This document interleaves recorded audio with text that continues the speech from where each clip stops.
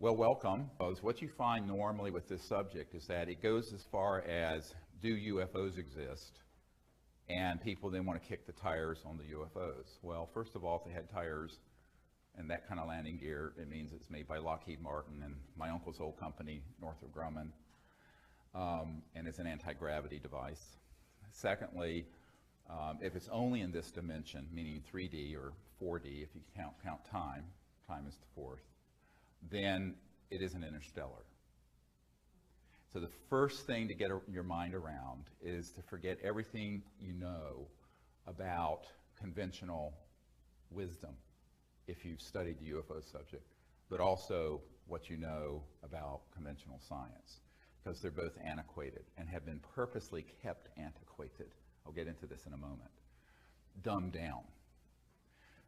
And what I want to do is share what I think you and the public need to know to understand what has been called the phenomenon, sort of this sort of meta-phenomenon of ET contact and UFO phenomenon that goes beyond just the fact that they're moving at 100,000 miles per hour and can make a right-hand turn without decelerating and not kill the pilots on board with 1,000 G-forces or whatever that would be, because that's all very interesting, but it kind of begs the question of, if they're interstellar, how'd they get here?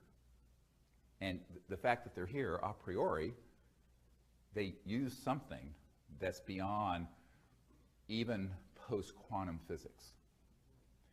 And this is a little bit like going back to Thomas Jefferson's era, which was only a couple of hundred years ago, and showing him this thing, a smartphone. And there'd be no foundation for understanding this. This would be metaphysical. So to the New Age people, they say, well, it's a metaphysical thing. Well, I said, well, it's what? What do you mean metaphysical? Metaphysical is just a term that people use when they don't quite understand the science of a phenomenon that's occurring. There is no metaphysical. It's all a level of consciousness of where you're coming from. So if you're an advanced civilization that's interstellar, by definition, you're transdimensional. So you're dropping out of linear space-time, and then you're reappearing at another point in space-time, but not in a straight line. And the comprehension of that requires a lot of humility on the part of humans, which we typically lack, but particularly scientists and theologians.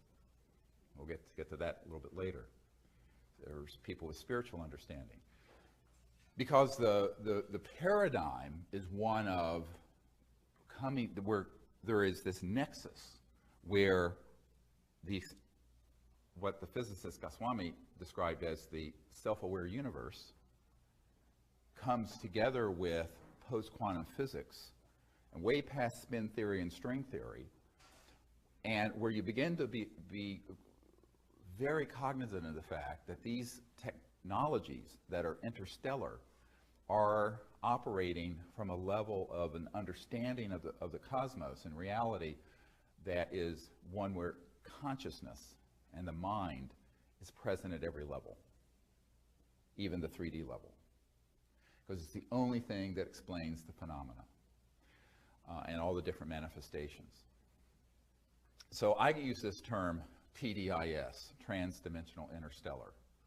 And so I just want to introduce that right off the bat. So TDIS is a term that I use for what we're dealing with when we look at the science of consciousness and the physics of how the spacecraft move, operate in our space, but also go from one star system to another.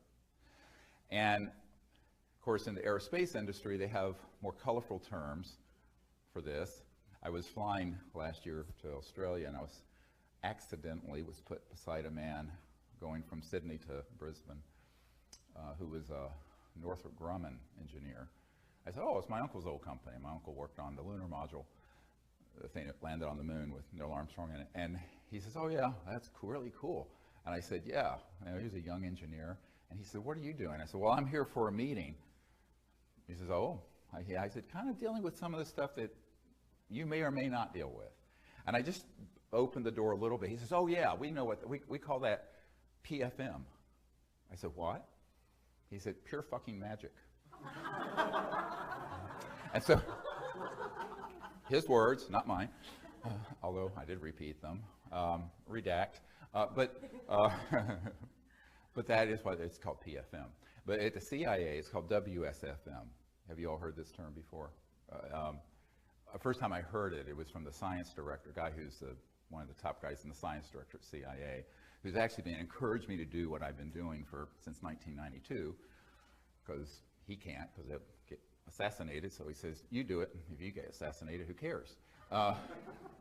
And so they use this term WSFM, sounds like a radio station. It stands for Weird Science and Frickin' Magic. And that is what they call this. And the Naval Research Lab, people call it that. Because what it deals with is a type of phenomenon that when you get into a certain level of very high voltage systems, where the voltage is at a certain frequency and resonant field. And I'm not going to bore people with the arcana of this, but let's say you have a Poynting vector, or you put an energy field with very high voltage around an object that's a couple million volts, but very, very low amperage. So there's not much power involved, but at a certain cycles per second, or hertz, resonant, and in specific resonant field, that object can be made to literally begin to resonate and then tilt out of linear space-time, and it will disappear. Now, I've been in a lab that's run near the Redstone Arsenal in Alabama, Huntsville, where this stuff has been done. And so, by humans. So it's disappeared, you can't see it, and it actually has moved into another dimension, dimension 6, 10, 12, 80, 90, whatever it is. Someone asked me, how many dimensions are there? I said, how many numbers are there between 0 and infinity? Okay, so forget about 11 dimensions, or it keeps going. So, it's like infinity goes back to infinity. We're going to get into this later. And so the science behind this has really been studied somewhat accidentally in the early days by Faraday, Maxwell, Tesla, and it was sort of an empiricist understanding. You know what empiricism is. Empiricism is basically observational, science. You observe something, it's empirical, it's tangible. Now, you may not know the theoretical behind it. And this happens in science all the time. We'll see something, and we can describe the phenomenon, and even the parameters of the science, but we won't understand really what it's doing. We still don't really understand how, from the herb foxglove, digitoxin works to increase the contractile strength of the heart muscle. But it's been used for 100 years. And it wasn't until very recently they understood how aspirin worked, which was from the bark of a tree, is where you get aspirin from. They didn't understand how that really worked. And they still don't understand all of how it works, but you can use it and empirically see how it works. But the understanding unfolds over sometimes decades, centuries, millennia. So I'm going to be talking about areas of science that is through a glass dimly, and that there are certain phenomena that we can observe, but the actual full understanding of it is probably going to be unfolding over the next 1,000, 5,000, 500,000 years, the whole next cycle we're in. So that's I want to set the stage there. And the other part of setting the stage is the humility needed to start approaching a subject like this. Because the biggest mistake people make is to think, we know everything. I know everything because I'm a physicist at MIT. Well, actually, not. It's like the guy, who in the late 1800s declared that we could close the patent office because everything that could be invented had been. Now, this is a true story. So, there's this hubris that goes with the human condition that's rather worrisome, which has led to the foolishness that we see today called human society. But But so to get past that foolish way of thinking, there has to be a very open mind, and also willing to admit that we really don't understand but a tiny fraction of the cosmos around us. And the brightest and best amongst us, working their whole lifetimes, can only unfold a little bit of it. And so from that foundation of sort of humility, then we can go and explore. And if we don't understand something, you just file it and say, well, someday we may understand this. But don't discount it. Because it's often the things that are discounted because it's not fitting into the box of the current paradigm of science or religion or thought that gets chucked out. And that's where the good stuff is. That's the really good stuff. And often people who do begin to explore those things get persecuted. Like the University of Virginia. We have our farm out near University of Virginia. And there was a medical doctor who discovered that there was a bacteria, H. pylori, that causes a lot of the really bad bleeding ulcers. And it ran against the theory that it was just too much acid. And that if you took a course of this and that medicine instead of the acid medicine or with it, it would cure them without surgery or anything. He got run out of the country, ended up in Australia. Australia was the only place he could get a job. He ended up getting the Nobel Prize. But the initial reaction of the scientific fundamentalist paradigm, the high priests of science, were to say, no, it can't be, because we know everything about how this works. Well, it turns out they didn't know anything about how ulcers worked. So the same is true in physics, the same is true in materials, and the same is true in theological thought and consciousness studies. So I think that's why we have to sort of enter this whole subject with that kind of perspective. Then you can at least begin to explore with something resembling an open mind and learn something. The other thing to understand is that almost everything that I'm going to talk about today has been known in some classified project or another for a very, very long time. But in pieces, maybe not put together the way I'm going to present it. My job is to sort of synthesize it and connect the dots, which is my job today, is really to connect all these dots for you guys.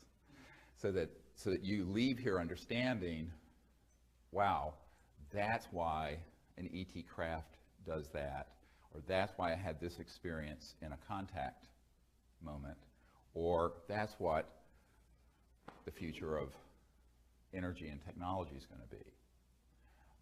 And a deep understanding. Now, what I will try to avoid is too much technical jargon, because this is not a group of physicists, but and I'm just a country doctor from Virginia anyway, so we'll sort of avoid.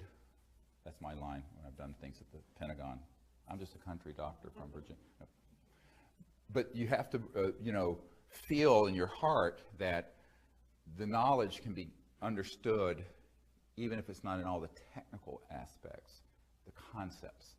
So if you get the concepts, then you can move into what I call an operational paradigm. And the operational paradigm means that you can put together the phenomenon you see and your own experience and consciousness and thought and do something with it. Which, of course, the outgrowth of that is the CE5 initiative, Close Encounters of the Fifth Kind, where humans use consciousness and thought to interface with interstellar communication systems and make contact.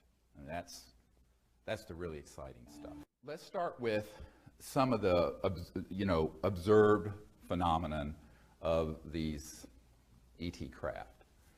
If you go to SiriusDisclosure.com, SIRIUS disclosure.com. So at SiriusDisclosure.com, we have 5-6 dozen military witnesses' testimony up there.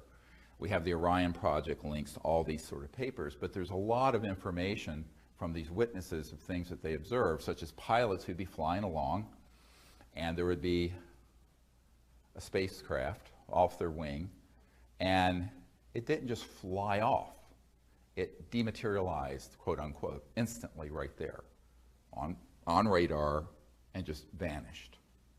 Well, it's not like they were hallucinating, because it was on radar and ground radar and onboard radar.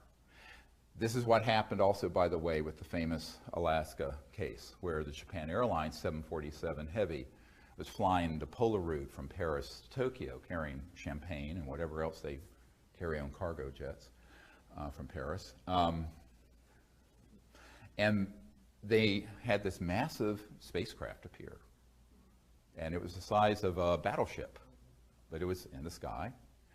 And it actually was a CE-5 in the sense that the pilot signaled to it, put the landing lights on, and the craft signaled back. So there was contact. A lot of people don't know that. You read the case of the captain, the Japan Airlines captain's account. Well, the spaceship, and this is all on our site and in the book Disclosure, the captain called in, it had it on its radar, and called it in, and of course it ended up being on FAA radar, which we eventually, from John Callahan, got the FAA tapes, and also a military radar. Military jets were scrambled. But this massive object did not move in a linear way. What do I mean by that? Well, it would be, say, at 12 o'clock, and instantly it would then be at 6 o'clock. This is something that was many times the size of 747. And it moved in this non-linear way. And they could not understand it. First, they thought the radar was malfunctioning. That's what you go to immediately, because, normally you track, even if you're tracking, a B-2 stealth or something that's supersonic, it's very linear. I mean, even 4 times the speed of sound is pretty slow. Or the space shuttle at 25,000 miles per hour is pretty slow. You can track that thing. This is not trackable. So in a linear way, so it would be here and then here. How? I'll get to this. And by the way, the same thing happened. Merle Shane McDowell, who's one of our witnesses, who was down here in Virginia at Norfolk at Atlantic Command, and he was working under the SYNC Atlantic Command, the Commander-in-Chief Atlantic Command, Admiral Harry Train. And they had a what's called full zebra alert, where basically, if you don't have a zebra stripe on your badge, you got to get out of the command center within 60 seconds or you're shot by the Marines who have the M16s there to enforce that. Now, I've been at this facility and in that area, and they mean business when you're in there. And so they went to full zebra alert. The Admiral came down into his observation area in this huge facility. And they had this ET craft on radar off the coast of Newfoundland. Boom, one radar sweep, it'd be off the coast of South Florida. One radar sweep, boom, it'd be right off the coast of Norfolk. And then it went off over to the Canary Islands, et cetera, and so on. Well, they actually did scramble jets when it was in one area, I think up in the Northeast, and got close enough to take photos. So the photos got classified and put into the Black Pit of Calcutta, never to be seen again. But daytime, it was a daytime event. But the movement on the radar clearly showed that it was this very large, it's several hundred feet, they estimate maybe the size of a football field, circular object, and that's how it was moving. Now, this is not your granddad's Oldsmobile. Clearly not using a jet engine or a rocket or anything like that. So, people say, what are the cases where you have proof of this? I said, well, we have the observation, we have the radar tapes, we have the documents, we have, what do you want?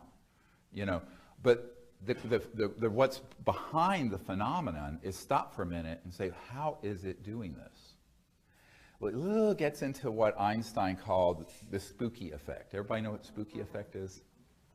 Well, Einstein observed that a particle could be in 2 places at once, like that. The same thing. And so he couldn't really explain it, but he just called it spooky, the spooky effect. And I guess it was spooky if you were linear in your thinking and teleologic and Einsteinian.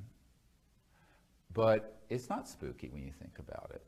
The whole cosmos is actually non-local because it's conscious. A few years ago, there was a journal, physics journal, that published, and it was actually on the front page of Newsweek. It was back in the late 80s, early 90s, where they did a study. And what they were doing is that they were studying photons and shooting them down an area, and there would be an aperture or a window that it would go through. But what happened is that the physicists found that when they thought of where they were going to move, the photons changed course precognitively. In other words, the photons reacted with the thought and consciousness and intent of the physicists. And this was done over and over again and proven. And this was published in mainstream physics journals. But people say, oh, well, that's interesting. Well, I don't know what it means. They chucked it aside. Again, it's the cool stuff that gets chucked aside. This is in the mainstream physics journals. You look this study up. And then, of course, you have people like Dr. Bob John of Princeton, the Princeton Engineering Anomalies Research Lab, the PEER lab. And back in the 90s, he and I spoke about this. And he says, you know, what you're doing out under the stars is sort of in a clinical, experiential way what I'm proving in the lab. And that is that everything is conscious and everything can react to thought and consciousness. And so what he did at Princeton, he was professor emeritus of engineering, and some of his work has been continued by some of his students, is that he would have like a random number generator, like a machine that just generates, zeros and ones or something like that. And they'd have someone just sit. And it wasn't like this was some psychic or, somebody, it's just ordinary people. And they would put their intention on it that it would, instead of putting out zeros, would put out more ones. And sure enough, the bell curve distribution would shift. Or the other way. But what was really cool about it, he then found that if there were two people who were really connected to each other, loved each other, where there was a heart connection, and did it together, the effect was exponential, 10 times greater. So what is that? And this is a mechanical system. It's just a thing spitting out zero in a random number generator.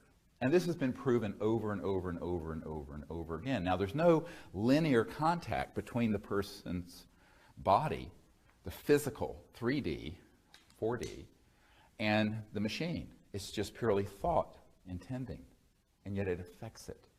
What does this mean? Well, it means that everything is awake.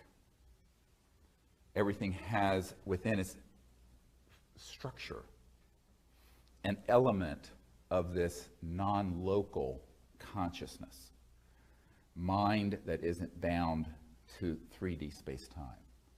And so non-locality is something that began to be talked about by physicists, and then there was a medical doctor, a man that I actually met once, and he wrote a wonderful book called Recovering the Soul.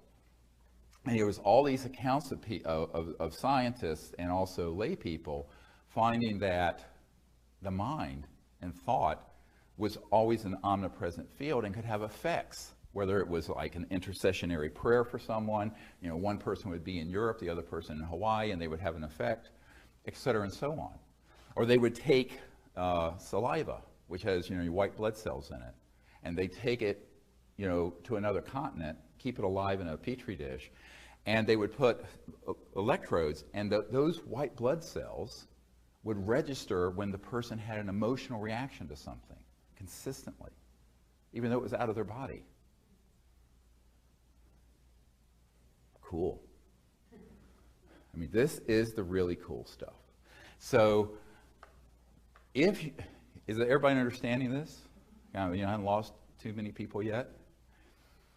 And what that means, the real kind of the bullet point is, the mind is always omnipresent.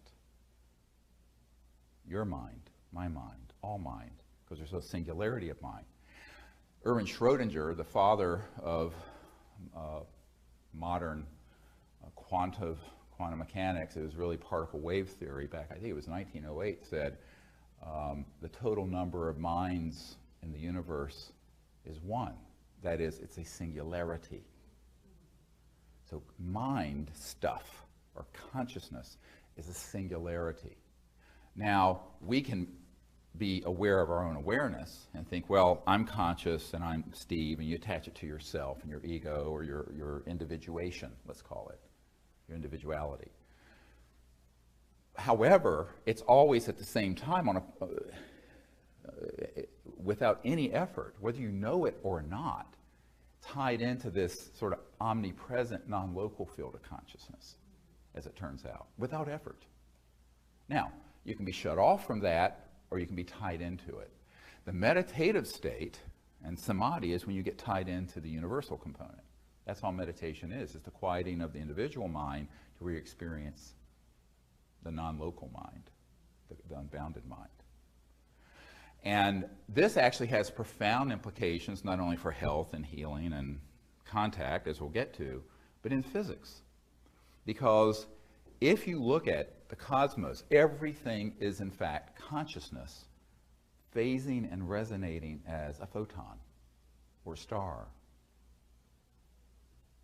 or a person or an individual or a tree.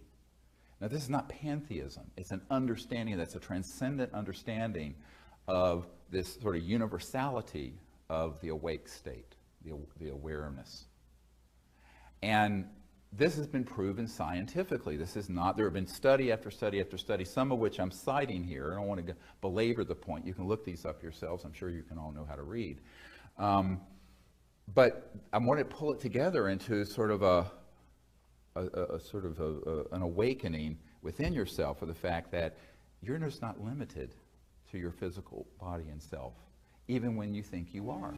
We have one of our witnesses with the Lockheed Skunk Works scientist, and you know what skunk works are, you know, the super secret skunk works up in the high desert, where Ben Rich, he wrote the book Skunk Works, and before he passed away, he's the one who said, well, he said several things. One thing he said, there are no private conversations anywhere on Earth. This was in the 90s, so he was way ahead of Edward Snowden.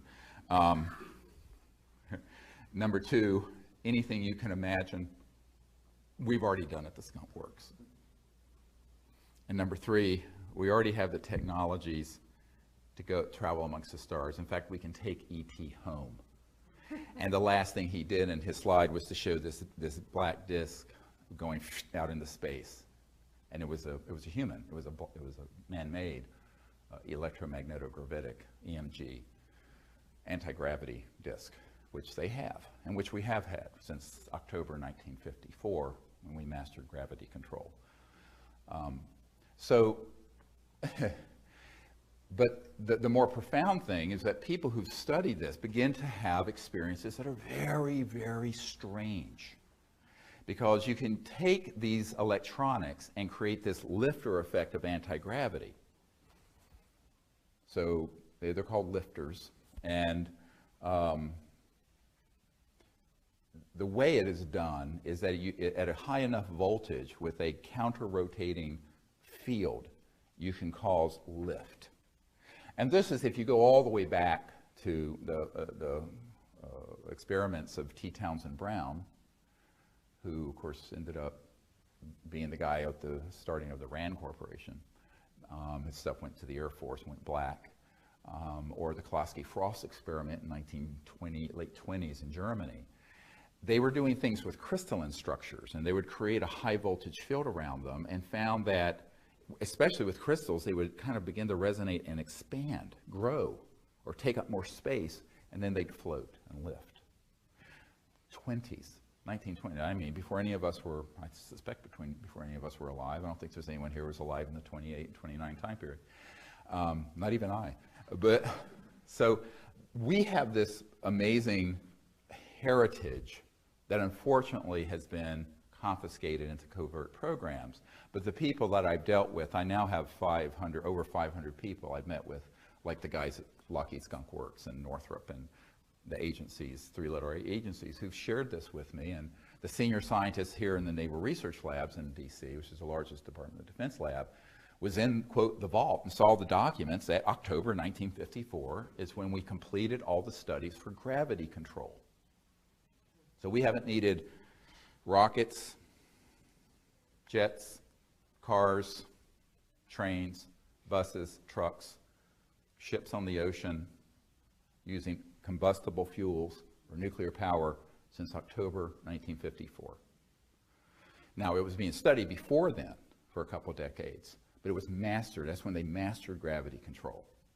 And what a shame it is. You look at the world, and we're destroying the world geopolitically and environmentally and every other way, because of this secrecy.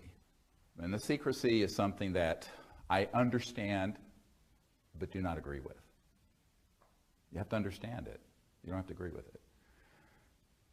And I understand it in a compassionate way. I mean, I talked to the colonel who was in charge of future technologies for the Air Force, a euphemism for not future, things we already have. It's always a double speak when you deal with the military.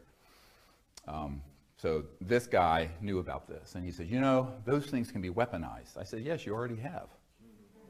They're already weaponized.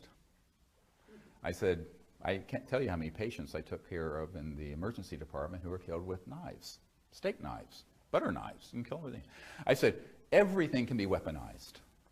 The question is, do we let human society terminate fighting over the last barrel of oil and destroying the biosphere, or do we find a way to live together peacefully in an enforceable peace? Maybe it may be the peace of the chained dogs initially, because there are always going to be madmen out there, but allow these sciences to come out so we don't cannibalize the earth.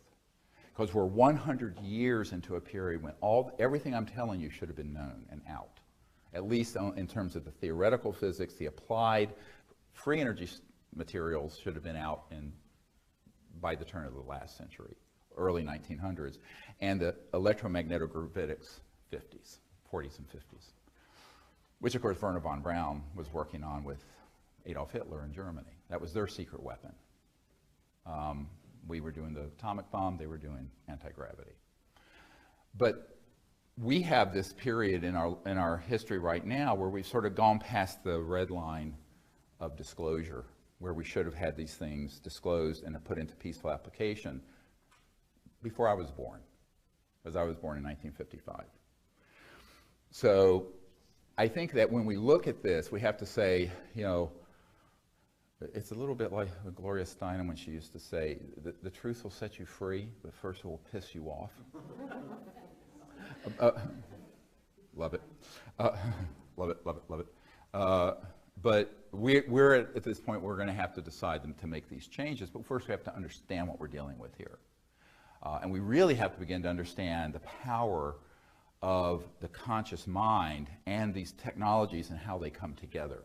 Because when we're out there making contact with these civilizations, we're actually pulling together amazing science and technology, even though you may not fully understand, but the things that are happening are amazing. And therefore the phenomena that can happen are amazing. And that's why you need this understanding, this scientific and intellectual understanding to understand the experience you will have or may have already had and didn't understand what happened when you had it. Like when you had that at the Outer Banks.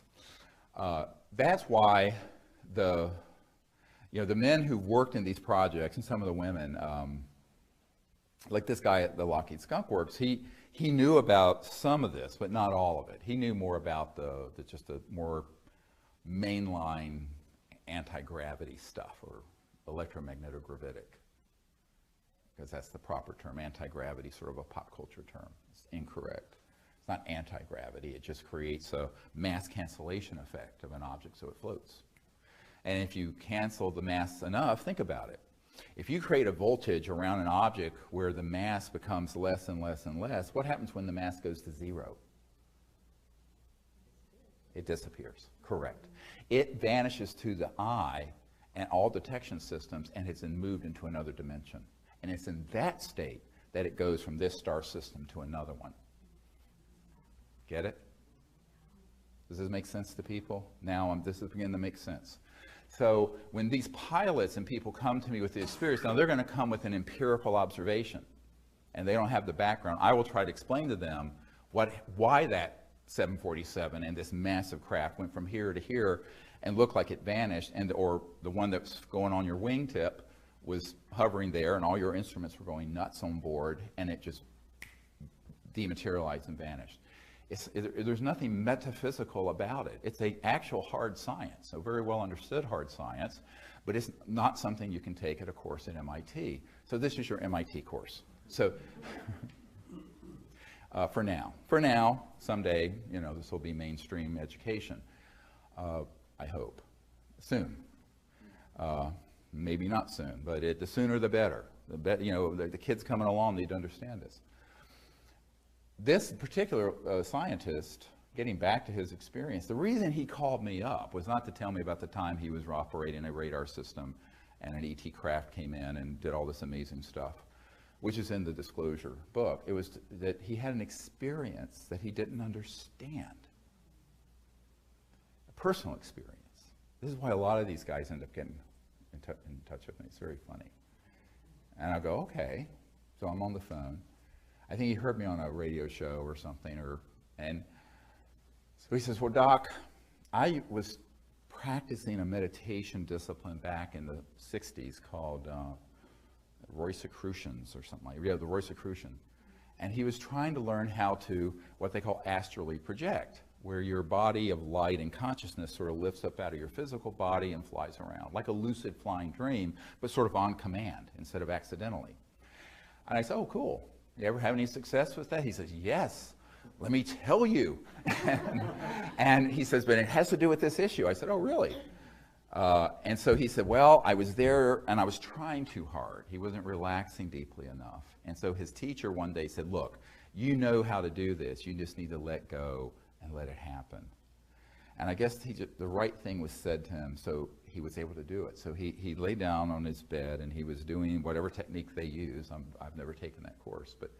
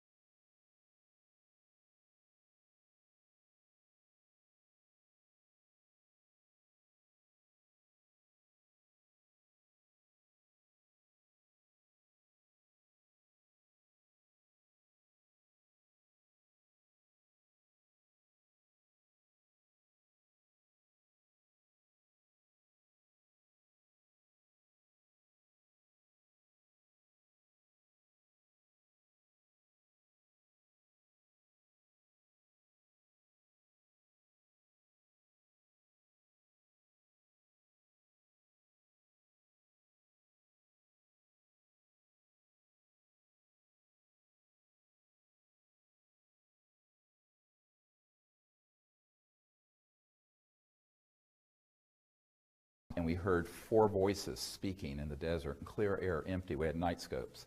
And then all of a sudden we took a photograph, and here's this extraterrestrial we call Bijou, who's from the Andromeda galaxy, who's there waving. It's on the website. Okay? That's how that happened.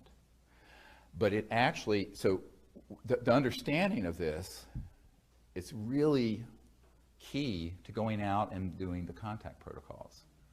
Because you're using consciousness, but you're also using thought and electromagnetic systems, and all of this is coming together in a nexus.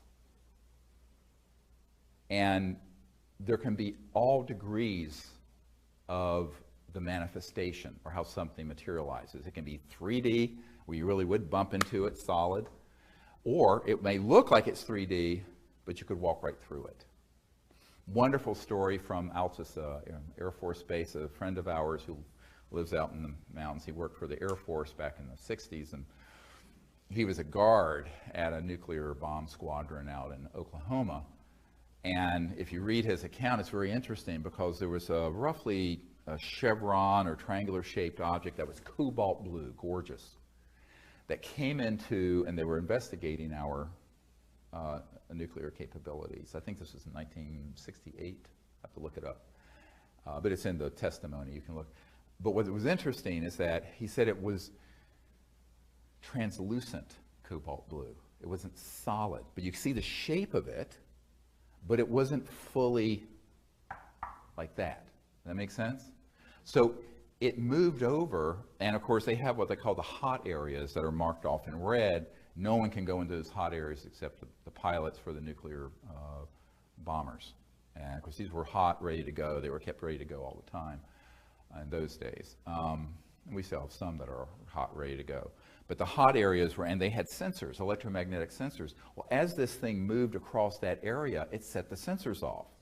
So even though it wasn't 3D, totally physical, visually you could see this outline of this cobalt blue ship.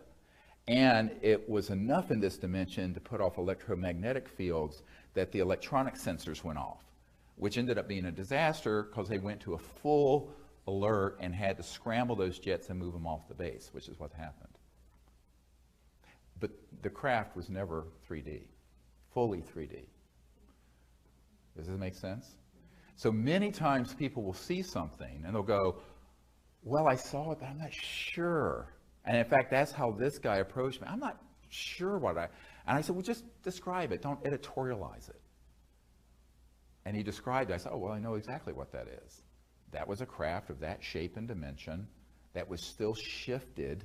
Its molecular and atomic structure, resonant field, was still shifted high enough that it wasn't totally 3D, but you could see the glow and outline of it, kind of like an astral body or a ghost.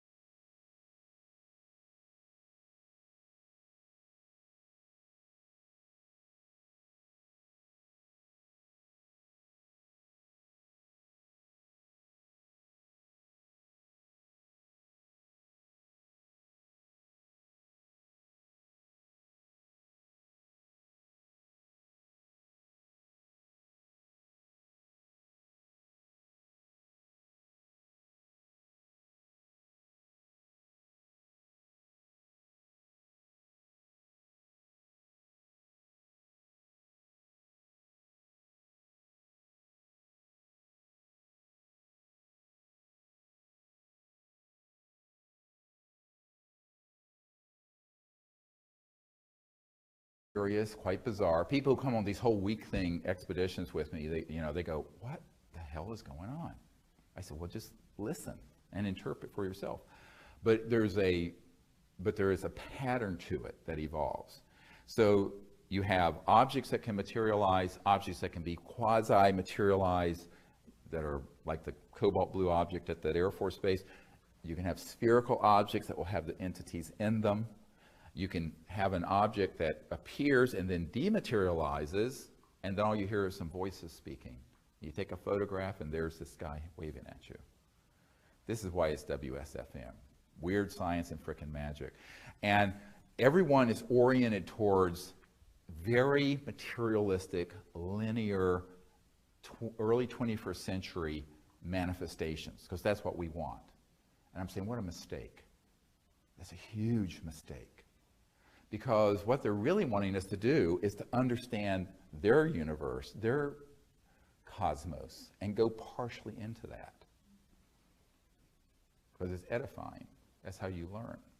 You don't learn by having everything spoon-fed you at the level that you're already operating. Does this make sense? Hard lesson, because people are lazy. And humans tend to be kind of slovenly, mentally. It was the Yogananda that said it's the lack of spiritual adventuresomeness that keeps humanity back.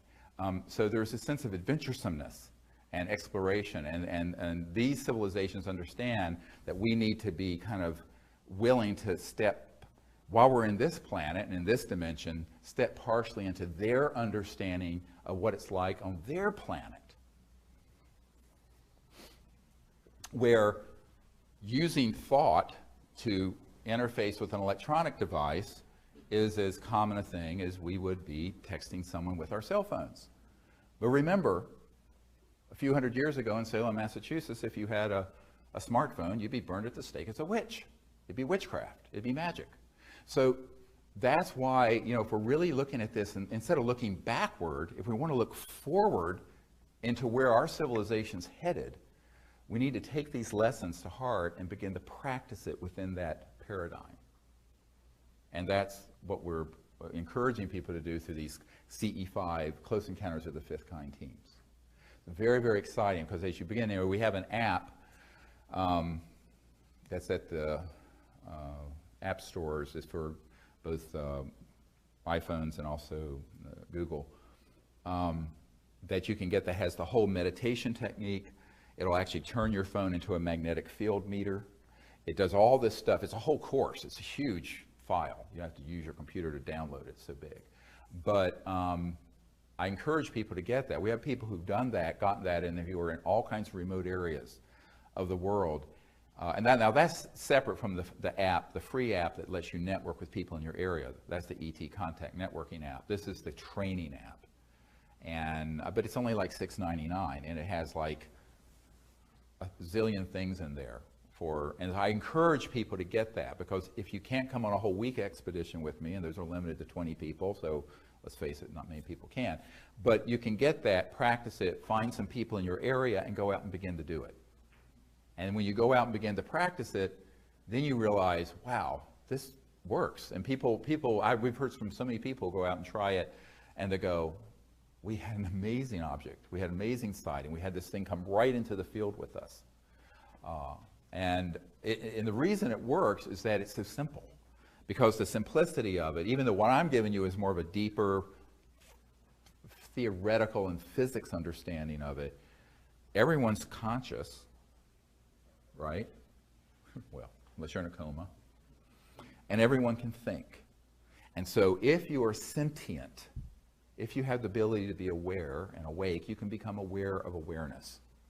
And in that self-aware state, you can go into the silence of deep, quiet mind. And in that state, begin to remote view and see distant places, including where the ET craft are. And they may be under the ground underneath you. They may be transposed in the air around you. They may be on the far side of Saturn. It doesn't matter where they are, because there's no limitation in space when you go into thought consciousness that goes beyond space-time. So that's where the meditative state is so key. And if you begin to understand what's there's this wonderful saying from I think it's a Sufi tradition, thinkest thyself a puny form when within thee the universe is folded. It's a rhetorical question. So we think of ourselves as just these little animals running around, but the truth is, every conscious being has the ability to be aware of the awareness itself, and from that point, explore anywhere and travel anywhere, see any place. And, human history is replete with people who've had these experiences, many times quite spontaneously. I think almost everyone has had. How many people here have had a precognitive or an intuitive experience of something that then happened in their life at some point? Yeah, I met my wife that way, in a lucid dream. And I think that what you find, it really did. But what you find is that this is something that is innate to every human being. It's not like you have to be, this guy I knew for years, Ingo Swann. You know who Ingo Swann is? Very famous remote viewer, did a lot of stuff for the intelligence community, lived to regret it. But I was at his home up in New York some years ago, and just a wonderful man, brilliant. And he did a lot of work with SRI, Stanford Research International, and DARPA, and Army Intelligence and CIA. And they were experimenting and training people during the Cold War to be able to use consciousness to spy on the Soviet Union. And the Soviet Union was doing the same thing. And everyone in the intelligence community at a certain clearance level knows about this, by the way. This is nothing, all that secret. It's hidden in plain sight. But what was interesting to me was that, he regretted that he ended up being used that way eventually. But what he and I would talk about together is the fact that every single human being has the ability to do this. They just don't do anything to help develop it. So it's like, you don't start out in kindergarten doing quantitative analysis and calculus. There's a process, right? It's the same thing with these capabilities. I bench press 410 pounds, but you don't start out that way. You rip your, pectoralis muscles in half. So so everything is an iterative learning, developing process of skill and knowledge and experience that builds on itself over time. Most people just never take the time to sit down 2-3 times a day, go into a quiet meditative state, and then practice the ability to intend to know. And I call it the intend to know because it's not brute will. It's quietly going into consciousness and then saying, I want to know this, or I want to see this place. And let it open very subtly. It's a very subtle, integrative process as opposed to a brutal intellectual one. My own approach to this is a very Vedic one. And as you know, the ancient Vedas, people conflate the Vedas with Hinduism. They have really very little to do with each other. The Vedic knowledge predates any known. It's a philosophy. But Vedanta is really the study of consciousness in its singularity. And that's, of course, from that, the concept of the human experiencing that state, which is called samadhi or nirvana. But there's this misunderstanding in the public that only certain adepts, that you have to lay on a bed of nails for 30 years and, do all kinds of crazy stuff to be able to have this happen. It simply isn't true. Every single human being can learn to sit quietly, go into a meditative state, using whatever works for you. I use a type of mantra meditation. It can also be a breathing technique with mantra. There are a lot of approaches to it. The key thing is for the mind to become quiet, centered, and allow it to become very deeply centered. And at the point where all thought and awareness of everything disappears, but you're not asleep, you're still awake, it may just be a flash. That's the samadhi state. It's the experience of pure consciousness without differentiation. That's the state of pure non-locality. At that point, you are omnipresent. You're everywhere. And it is at that point that if you begin to practice and experience that, you can stay very steady state in your awareness and then intend, while still being very quiet, to see or know something that's remote. like where a starship is, or what's going on at home in your kitchen. In my misspent youth, instead of doing drugs and chasing skirts, I was spending 8 hours a day meditating, doing Vedanta, when I was in my late teens and early 20s. And I had some experiences that taught me that this was really easy to do, because I just said, I want to learn how to do this. And I notwithstanding the fact I was raised a very devout atheist. I mean, we're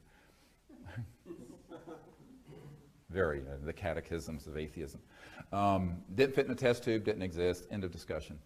But at the most, agnosticism. But after my near-death experience, when I was 17, I had an experience of that state of mind. It was beautiful. It was this supernal state. I'll never forget it. And I said, well, I really want to learn how to arrive at that state of deep peace and quiet and oneness, if you want to call it that, a sort of universal oneness, without having to die or, or have something terrible happen to me, which is what happened, and then have a near-death experience. So I did. So I learned meditation, and it was very comical because here I am. It was on my 18th birthday. And I only tell this story, not in any self-aggrandizing way, but just to give you a sort of a sense of how people entrain themselves to make things difficult when they shouldn't. So I didn't know that it was supposed to be so easy. I didn't know that it was supposed to be so hard. So I accepted it was natural and easy. So my teacher did the whole thing, and he initiated me, and I sat down, and I immediately went into this deep, deep, deep meditation, and I transcended into samadhi. And afterwards, he was looking at me sort of appalled. He says, you transcended, didn't you? I said, isn't that what we were supposed to do? And I didn't know that I was supposed to make this big geschrei about it, and make this big deal and have to waste 30 years doing something that you can do in 30 minutes. So that's another lesson. You need to sort of affirm to yourself, A, this can be done, and B, you can do it. If you think you can't do it, you won't. But if you say, of course, I'm awake now, why can't I close my eyes, or even with my eyes open eventually, be able to be in touch with the mind that is this omnipresent field? What Ernst Schrödinger said, the total number of minds in the universe is one. It's a singularity. So if you affirm to yourself you can do it, you will be able to do it. If you sit there with the little gremlin on your ego shoulder saying, I can't do it, I won't do it, I'm not Ingo Swann, I'm not the, blah, blah, blah, poor me. Well, you're not. It's like, a doctor trying to put a chest tube in. If I have to put a chest tube in here because he's just been run over by a Mack truck and he's got a hemothorax, and I'm going, I can't do this. Well, I'm not going to do it. I'm going to lacerate all the nerves in his whatever before I get into where I need to be. So there's a certain amount where you have to give yourself a break and say, I can do this because I'm awake. And go back to some experience in your life that's been intuitive, or some experience in your life where you've experienced a lucid dream and then the next day it happened, and begin to recall these experiences where you go, I do have this aspect of the mind within me that is omnipresent. And I can go to that place and use it for good, and to see things in real time that are going on now at distant places, but also I can see things into the future, or if I need to, into the past. Why? Because consciousness transcends not only linearity of space, it transcends the flow of time. And that solves the mystery of the precognitive lucid dream. Now the Cherokee, I'm a quarter Cherokee, my grandmother was Cherokee Indian, and their tradition is a big tradition of lucid precognitive dreaming, like at the Hopi, which I just learned actually were the people who, the Anasazi who disappeared, became the Hopi. And they would have these experiences of precognitively seeing the future in the dream state and in vision quests. And what you find is that that's something you can do also. Most of the very important close encounters of the fifth kind, where we were going to set out on an expedition to a foreign country or someplace, a week before it would happen, Sometimes more than one of the people I was going to travel with would have a dream of an event that would happen and where the place looked like, even though it was a place we'd never been. And it would be crystal clear. It may just be a flash. It may just be an instantaneous flash. It may be in that hypnagogic state, you know, the state in between waking and dreaming. That's a great time to practice this once you learn the science of consciousness, which I'm introducing you to here very quickly. So I went from aircraft sightings to this stuff. But this is what's really exciting. And at that point you go, wow, I can be in that relaxed state going in and out of meditation, but also in and out of sleep and see a distant place, but also perhaps see a point in the future.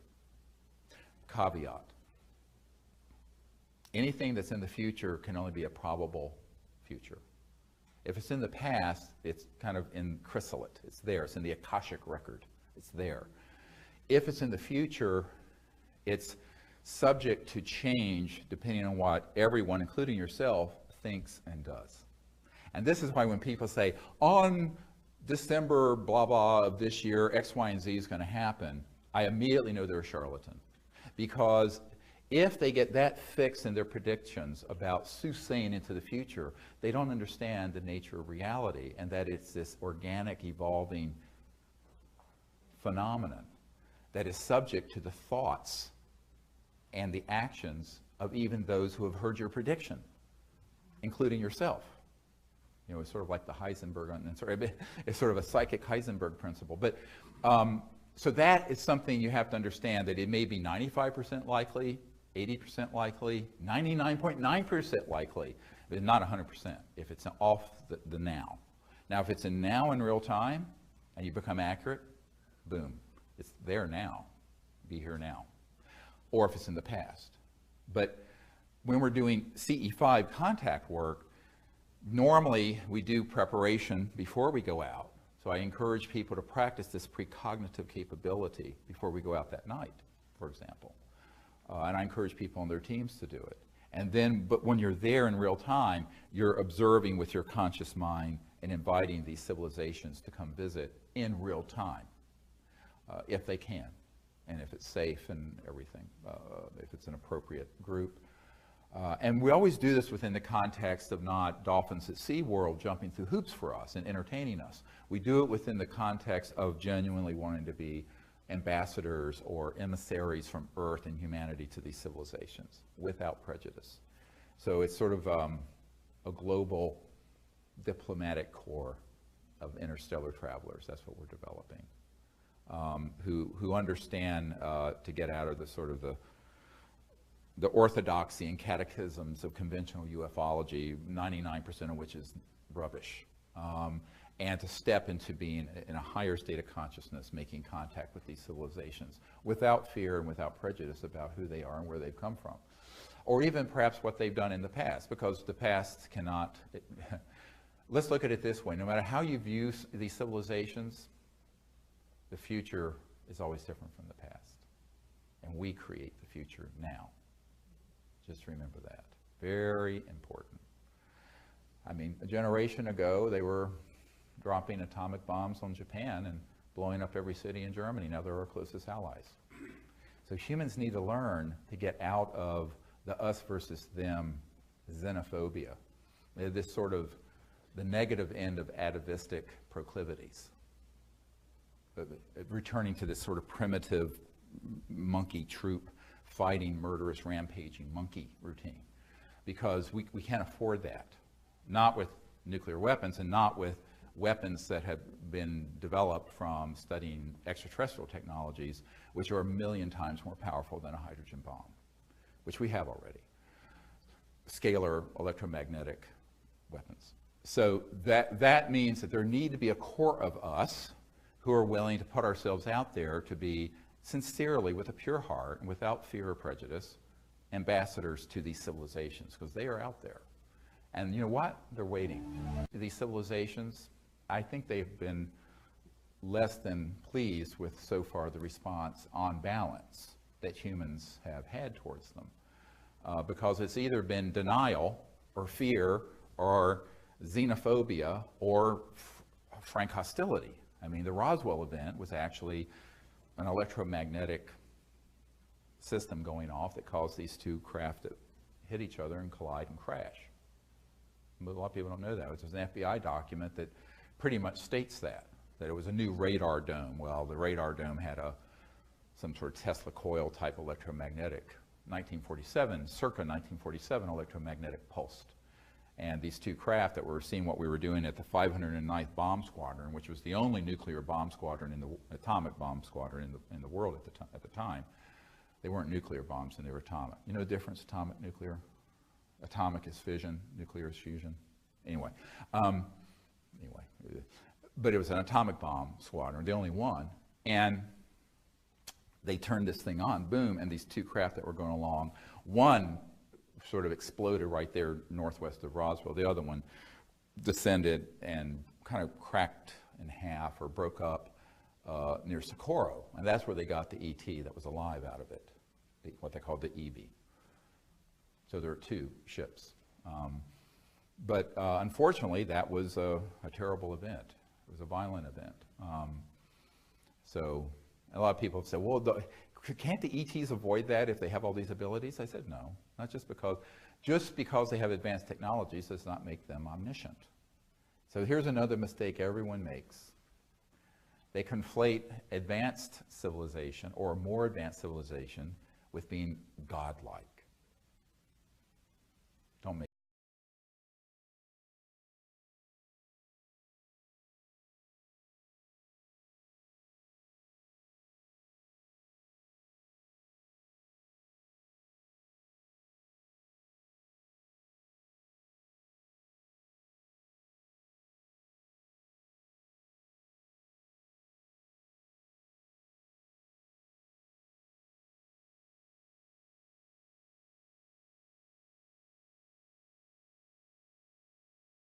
and that's it. Anything this side of it is subject to failure and error, even the archangels. So you just keep that in mind as you look at this. There's not infallibility assigned just because it's very, very advanced.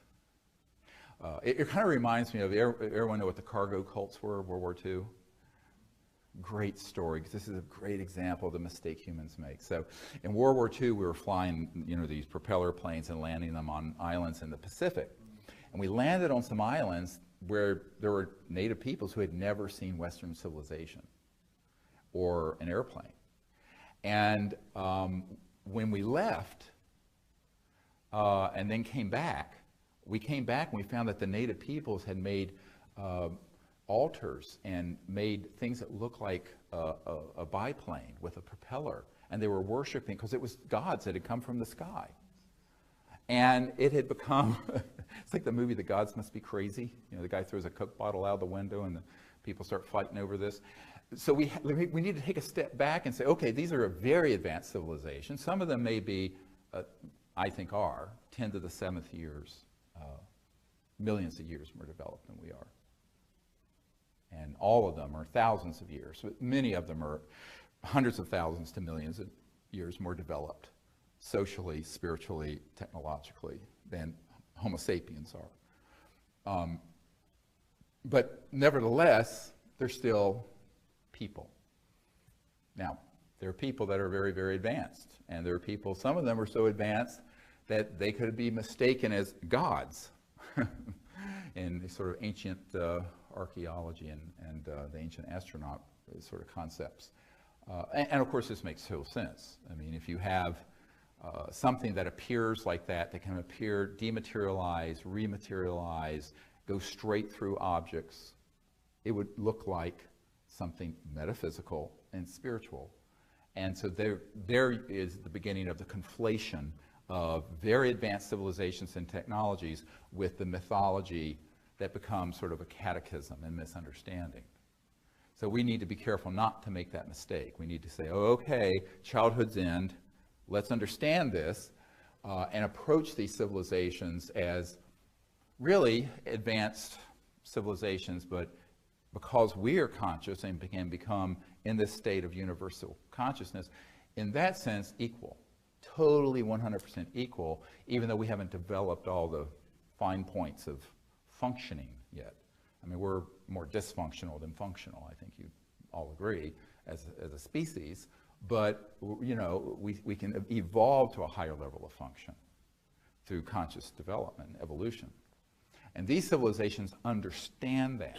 I think, of course, the big concern of the last 75 years has been, we start detonating nuclear bombs and hydrogen bombs in the atmosphere and doing things to destroy the biosphere and the oceans. You begin to see, as one British intelligence guy told me, it's like we kicked a hornet's nest because a red flag went up over the planet after we started detonating atomic weapons, that, wow, these people have kind of gotten off the reservation, are an existential threat to themselves and potentially others. So that's a perspective I want to bring for just a minute. In the heart of compassion of the Buddha, as it were, is how might humans be viewed? Okay, in the last 100 years, we've killed around 200 million people in warfare and continue to do so. I lived in the Middle East for 3 years, saw plenty of stuff. And that doesn't count just murders, or good old-fashioned homicides. I mean, organized murder, which is warfare. 200 million, well, that's the population of many of these planets that we've just wiped out in a couple generations through fighting over what? An economic system, a religious system, of this system, of that system. So, but then you combine that, so it's no longer with swords and maces and even muskets, it's with thermonuclear weapons. And in covert programs, these rather fearsome scalar electromagnetic weapons based on these very advanced transdimensional sciences. So I think that the civilizations are correct to have some deep concern, and I think they need also to have people scattered around the world, everywhere, who understand these issues and will go out calmly, but with a depth of understanding and a depth of experience, and attempt to make contact that's peaceful and mutually beneficial, which is the whole gist of the CE5 initiative, the Close Encounters of the Fifth Kind initiative. And a close encounter of fifth kind is simply when humans say, I'm going to make contact as a diplomat and initiate it and allow it to continue, however way it flows. And it may be in this dimension, or it may be trans-dimensional. It may be in thought. It may be in part in this dimension and part in another. And sometimes it all comes together in one night and all those phenomena happen at once. We've been out under the stars where we've had objects that have done electronics, people who've had remote views in their mind where there are 5, 10 people see or hear the same thing, a craft that appears that everyone sees, et cetera, and so on and so forth. Now, the whole gamish of sort of phenomenon. And then there'll be these beings that are moving around us that aren't physical, but that are shimmering, almost like a subtle hologram moving around the desert or moving around on the beach or wherever we are. Really amazing stuff. And what I've found is that people have expectations that are based on, let's go to Starbucks and have, a croissant and a latte. No, there's other ways that they communicate. And a lot of it is because that's edifying, that's instructive.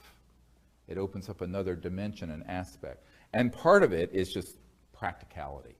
If you're in what's called a hostile theater of operations, using military speak, which would be called Earth, that has space-based weapon systems that are all out there already deployed since 1965. I know guys who designed them. That when these objects fully materialize, will target them with an electromagnetic scalar weapon that goes faster than the speed of light. Believe me, they're not going to, it's not the 50s and 60s anymore where they just would materialize and land everywhere. Now, they do sometimes, but it's risky. So we have to operate with that understanding also. So there's another understanding I want to bring to this that people do not like hearing, but I'm an emergency doctor. You come into my ER with a headache and I find a brain tumor, I'm not going to tell you you got a migraine. I'm going to say you got a brain tumor. So here's the deal.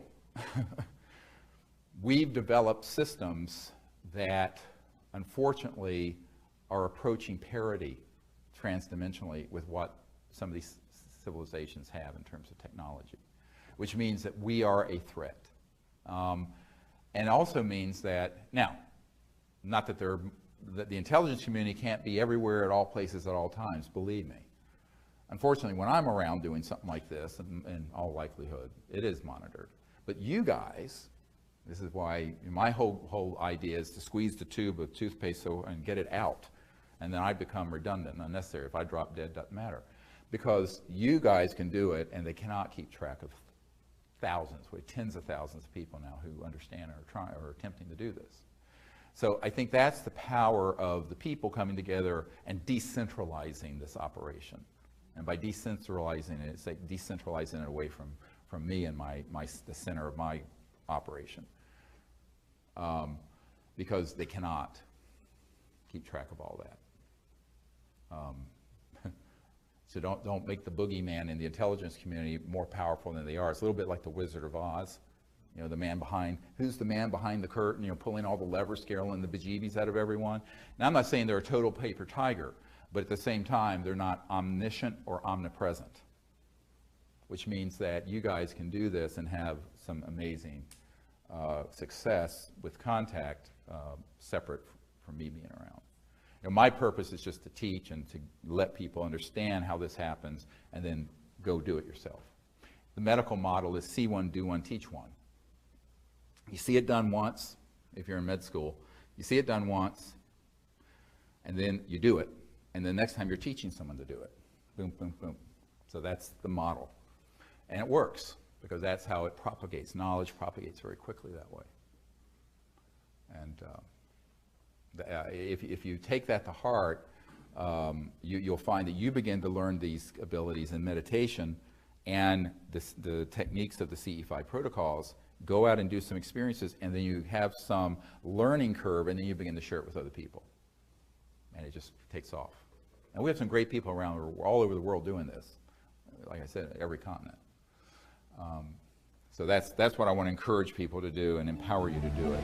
The other thing I want to share in this sort of introductory, these first couple hours, is the understanding of the mind and all the different ways that our experience can relate to ET manifestations. Now, there's something called, in the Vedic tradition, the siddhis, S-I-D-D-H-I-S. These are different abilities and powers that people can develop as they develop higher consciousness. Now, these run the gamut of almost everything you've heard about, some of which has been relegated to mythology, but is actually very real, such as levitation, dematerialization, materialization, changes in your body density to move through solid objects, precognition, we've talked about, teleportation, telepathy, materialization of objects, etc., and so on and so forth. Now, those are all things that actually humans can do. Those are advanced applications of higher states of consciousness. But understand that there's a scientific correlation to every conscious city. So whatever that you can imagine that any enlightened master has done can be routinized or made routine through a scientific method, even when it up to and including levels of the astral, you may call celestial, conscious cosmos, and do it scientifically. I always tell people that a really hilarious story of this captain of a Navy contract vessel that was in the South Pacific in '63. Jacques Vallée had the story, but he didn't have the source. It was a third-hand story for him, where we were testing the, I think they were the Atlas intercontinental ballistic missiles. We were firing them downstream in the South Atlantic, and this captain who contacted me was on a ship that was retrieving them after a test fire. Now, these were not hot. They didn't have nuclear weapons on them. They were trying to get the missile to be accurate. But the missiles kept missing their mark, and they knew there was some kind of a subtle electromagnetic thing happening. And there was always an ET craft around. And they got these on radar. So one night, his radar guy had a new, I think it was RCA radar system, and it was sweeping around, and they picked up a craft. And so the captain captain was called, came up, they got it. He called the command center, and they got it on radar. Unfortunately, they then hit it with some kind of electronic weapon or something, and the thing blew up. There was an explosion in the sky, and it fell straight down into the water, this UFO. And the next morning, his ship was vectored into the point of impact.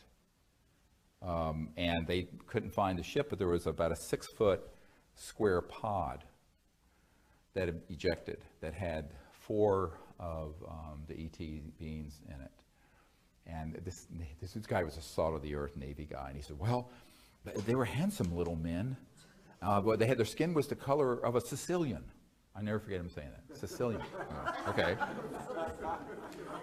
And bronze colored, no hair, no pinna, which is the pinna is the flap, the monkey ears we have. They just have openings. Fine lips, a sort of small nose. And just like the men that contacted me from Skunk Works at Lockheed about the astral projection experience, this person contacted me to find out something that had bugged him. It stuck in his mind and bothered him for 40 years. And I said, well, what is it? He says, well, we got him out of this thing, this pod. They were ordered to put him in the ship's freezer till a nuclear submarine came along and took them, and they were all threatened with death if they talked about this.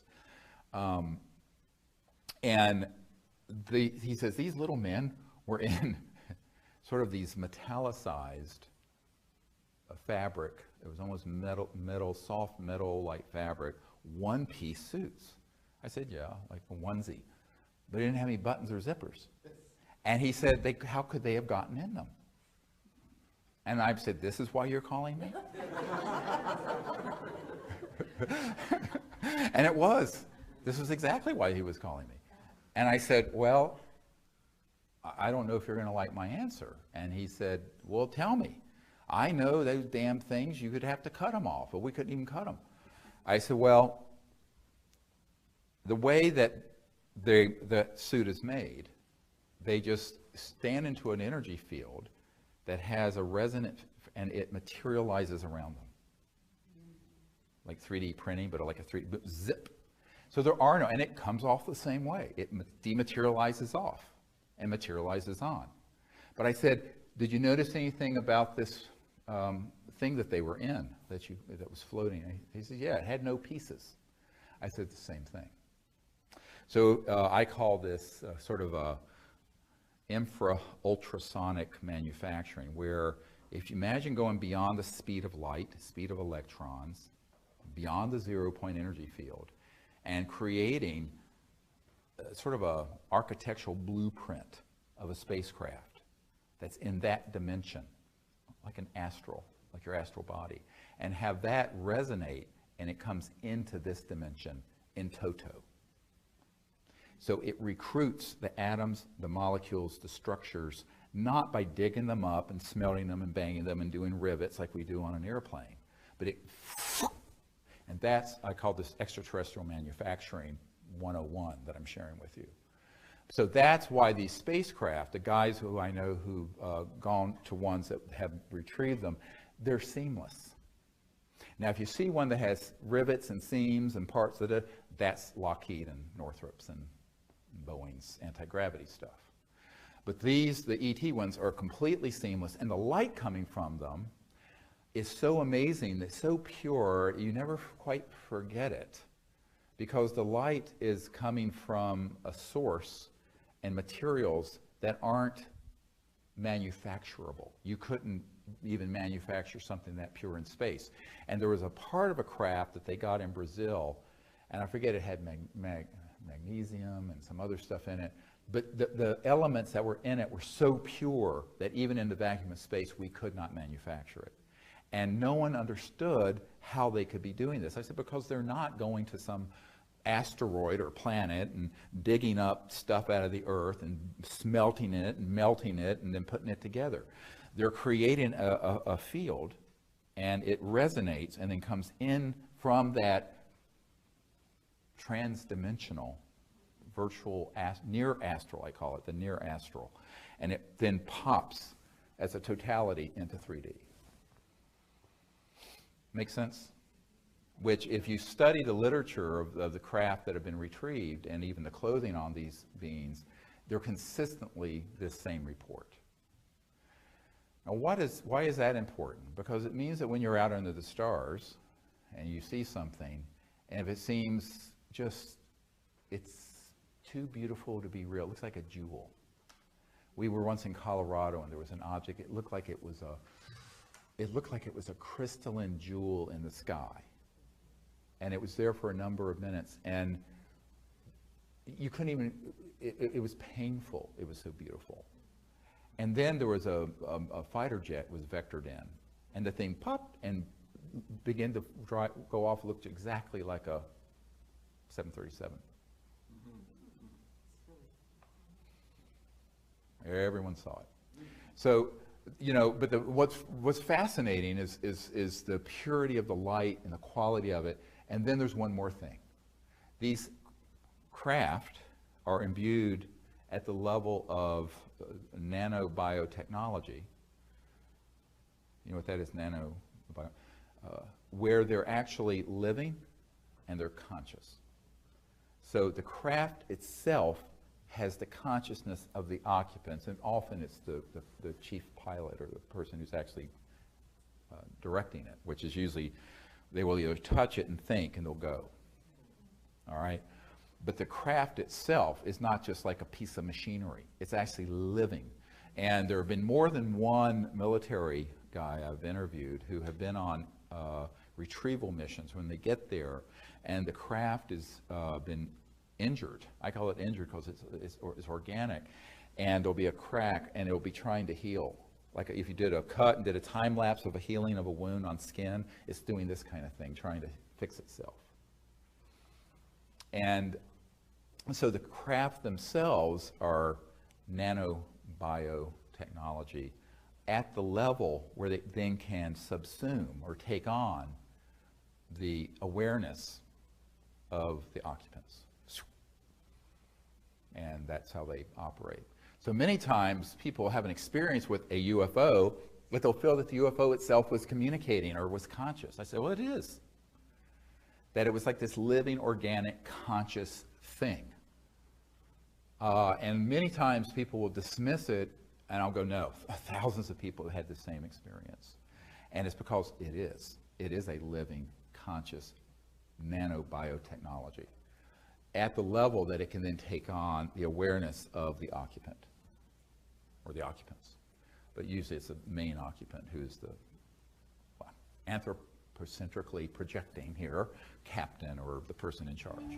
The really important thing to know, because if you're out into the stars, I remember last year, just before I had to take this trip to Australia, and I was laying on the beach, and I was with a friend, and it was beautiful. You can see the whole Milky Way galaxy on the outer. I was on the Outer Banks, and I was out there, and we were talking about this stuff.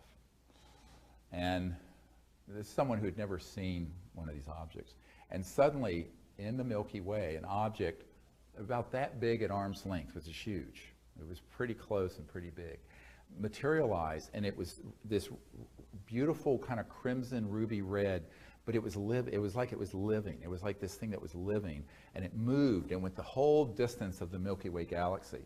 It wasn't an instantaneous thing. It was there for a little while. I don't know if anyone else on Earth saw it, but we saw it. We were looking straight up, and it was like it was alive. The sky was alive. The object was alive. And I realized it was going right in the direction of Australia, which a few days later, I was wheels up to Australia. So, and I think it was, I told my wife, I said, I think they were telling me, you know, bon voyage, and we'll be with you there. So it was a beautiful, beautiful experience. And it can happen that easily, that quickly, you know, if you open up to it.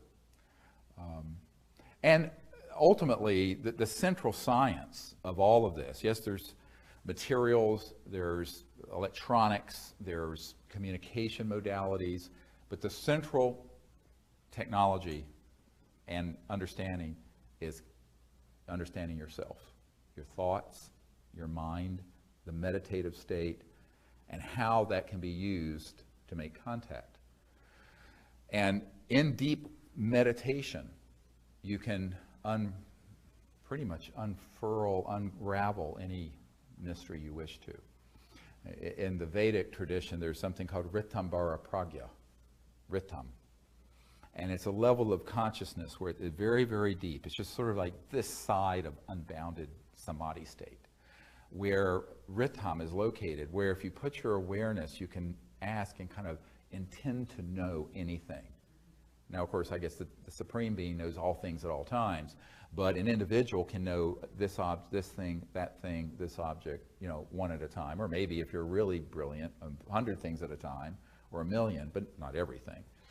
But I think that's the wellspring of intuition, and that resides within every single person. So it's like this conscious quantum hologram, where all of us are part of this conscious hologram, and every single one of us, even though unique, at the deep level of consciousness, we're plugged into that unbounded. And if we travel to that, that's where we become one. And if we begin to experience that deeply enough, we can begin to experience that even while we're walking around, driving down the road. In my experience in the ER, I used to have a lot of experiences where it would just be this intuitive flash, and I would know someone had a brain tumor, or I would know someone had something completely hidden with no symptomatology. And I would act on it. And the nurses call me a warlock, but they were awesome. In North Carolina, I said, well, these hillbilly nurses were great, but they would say, Dr. Greer's a warlock. And so we would have these experiences. At one time, a man came in, and this is why I encourage people to do this. I don't care if you're an airline pilot, a software engineer, a business executive, a bus driver, a doctor, whatever you are, if you learn these principles of consciousness and the cities that go with it, these abilities, it will be very valuable in your life. And there was this man that came in, and he was a 26-year-old guy with a couple kids, and he had the flu. It seemed like the flu was flu season. And then I looked at him, and I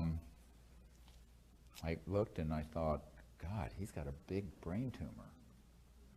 And he didn't have any symptoms of a neurological insult at all.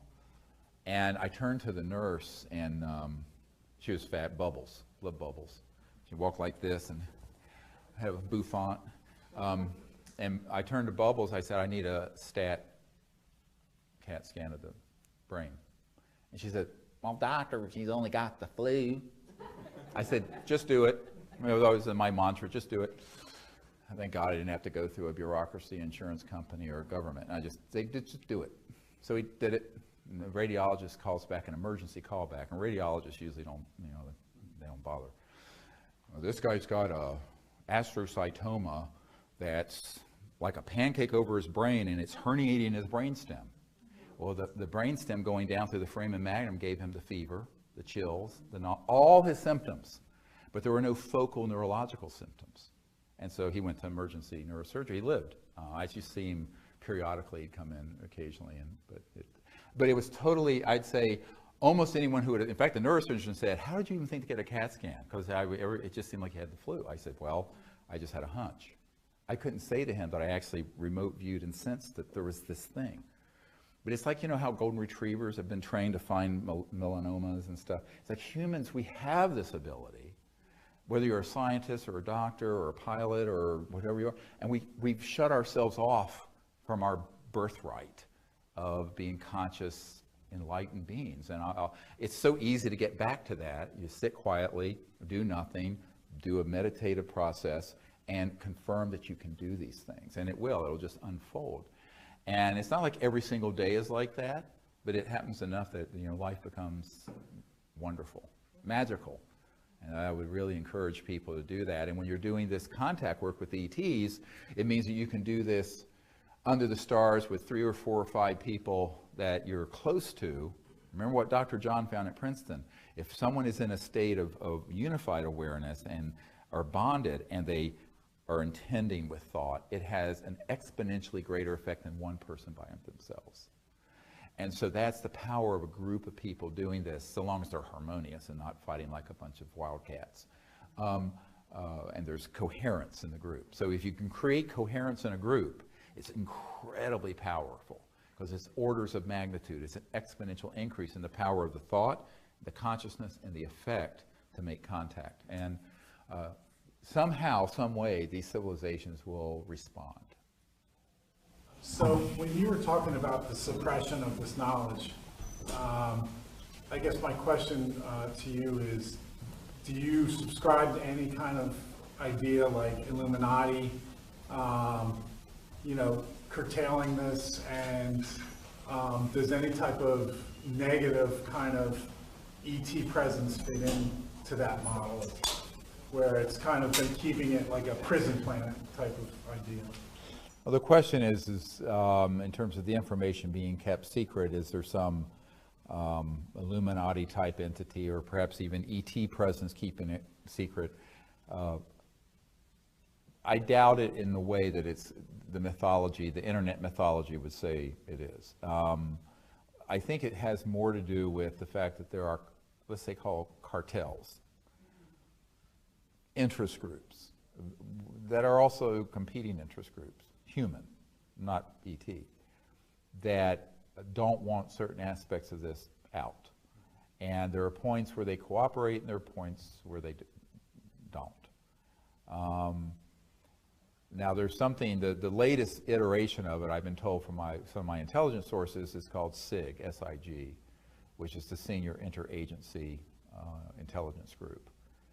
And the SIG, which, from the old Majesty and Majestic entity from the Truman era, and on some of the documents I have, it says MAJIC, M-A-J-I-C, classification. Those are, intelligence groups that operate out of normal chain of command. They work with people in different countries. And then they will usually have representation from different interest groups, such as religious, technological, financial, macroeconomic, et cetera, and so on. And so there's really a simplistic view that there's sort of like one group. It's the Bilderbergers, it's the Illuminati, it's the this. It was interesting because a few years ago I was at a meeting in San Francisco, and it was after the Disclosure Project was launched. And Henry Dakin, who of the Dakin Toy Company, was hosting sort of a reception at his loft in San Francisco. And Judith Scutch was there, who was the original publisher of the Course in Miracles with Marianne Will, and very big supporter, and her husband was a colonel. And she was friends with this man who had just been up at the Bohemian Grove, with the whole Bohemian Grove. It was like 2,500 people. And this issue came up. And the issue of, it was a very wealthy European financier. And so this issue came up about disclosure, because they'd all been in the news. And they had someone there to get up on the stage and tell everyone that they were part of a very high governmental scientific entity that had looked into this, that none of it was true, that it was all just misinterpretations and swamp gas and Venus rising or whatever, the usual blather. And all those 2,500 people took it to heart and believed it because it was their peerage. So I want to talk about peer-to-peer containment systems. So you have one group of peerage called the U.S. Senate. Out of those 100 guys, 1 or 2 people are read into or know about this subject. Their task is to lie to the other 99 or 98. Bilderbergers, there might be a handful of them. They lie to the rest. Bohemian Grove, same thing. So people have this very simplistic view of how secrecy like this would be maintained, and that there's some sort of vast sort of conspiracy and there'd be all these people. Because of compartmentalization, there would be people, and compartmentalization is where you have a very walled off area of operation where it's compartmented to that particular task or research. And it is so narrowly focused, and the people in there have such blind, they don't know what the person in the next cubicle's doing. Never mind what the big picture is. So it's very easy when you have extreme compartmentalization to keep most people in the dark about what's really going on. And then there'll be a handful of people who really know. And they may, this committee, if you want to look at it that way, this intelligence group might have 200 or 300 people from different countries who are themselves members of different elite groups. And those folks would then lie to their brethren in that peerage to deceive them. And that's their job. And they're trained professionally to lie. So it isn't as if it, so most, I would say 99.99999% of everything I've ever seen that's out there on this trash dump called the internet has almost no bearing in reality, because it's just too imbecilic. It would not be operating that way. Now, for special compartment, top secret, TSSCI, top secret special compartment intelligence to operate, is the compartment part. It's not the top secret part. There are 980,000 people in the United States with top secret clearances, which means they're common as dirt. It's the compartment you're in, all right?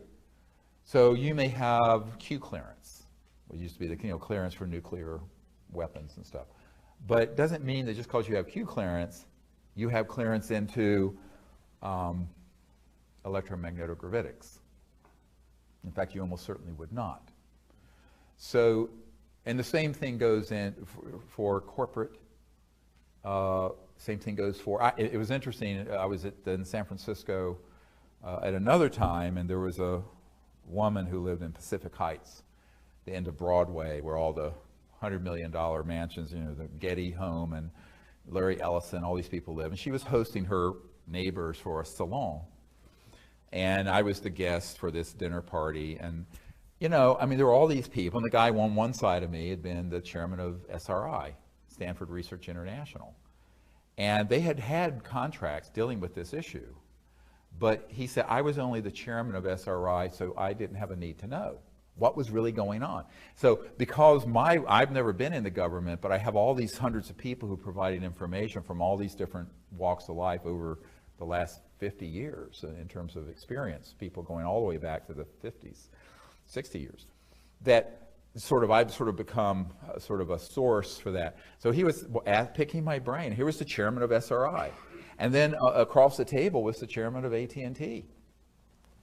Now, AT&T has had a lot of contracts with the intelligence community dealing with this issue. But the chairman of AT&T didn't know about it because he was only the chairman of AT&T. He was not read into. So it's compartmented at corporate, governmental, political, and religious levels. It's not so simple that there would be some one entity you can name and then, sort of vent your spleen. That group is. Now, the question of whether there are interstellar civilizations that are cooperating or facilitating that, I'm very skeptical of.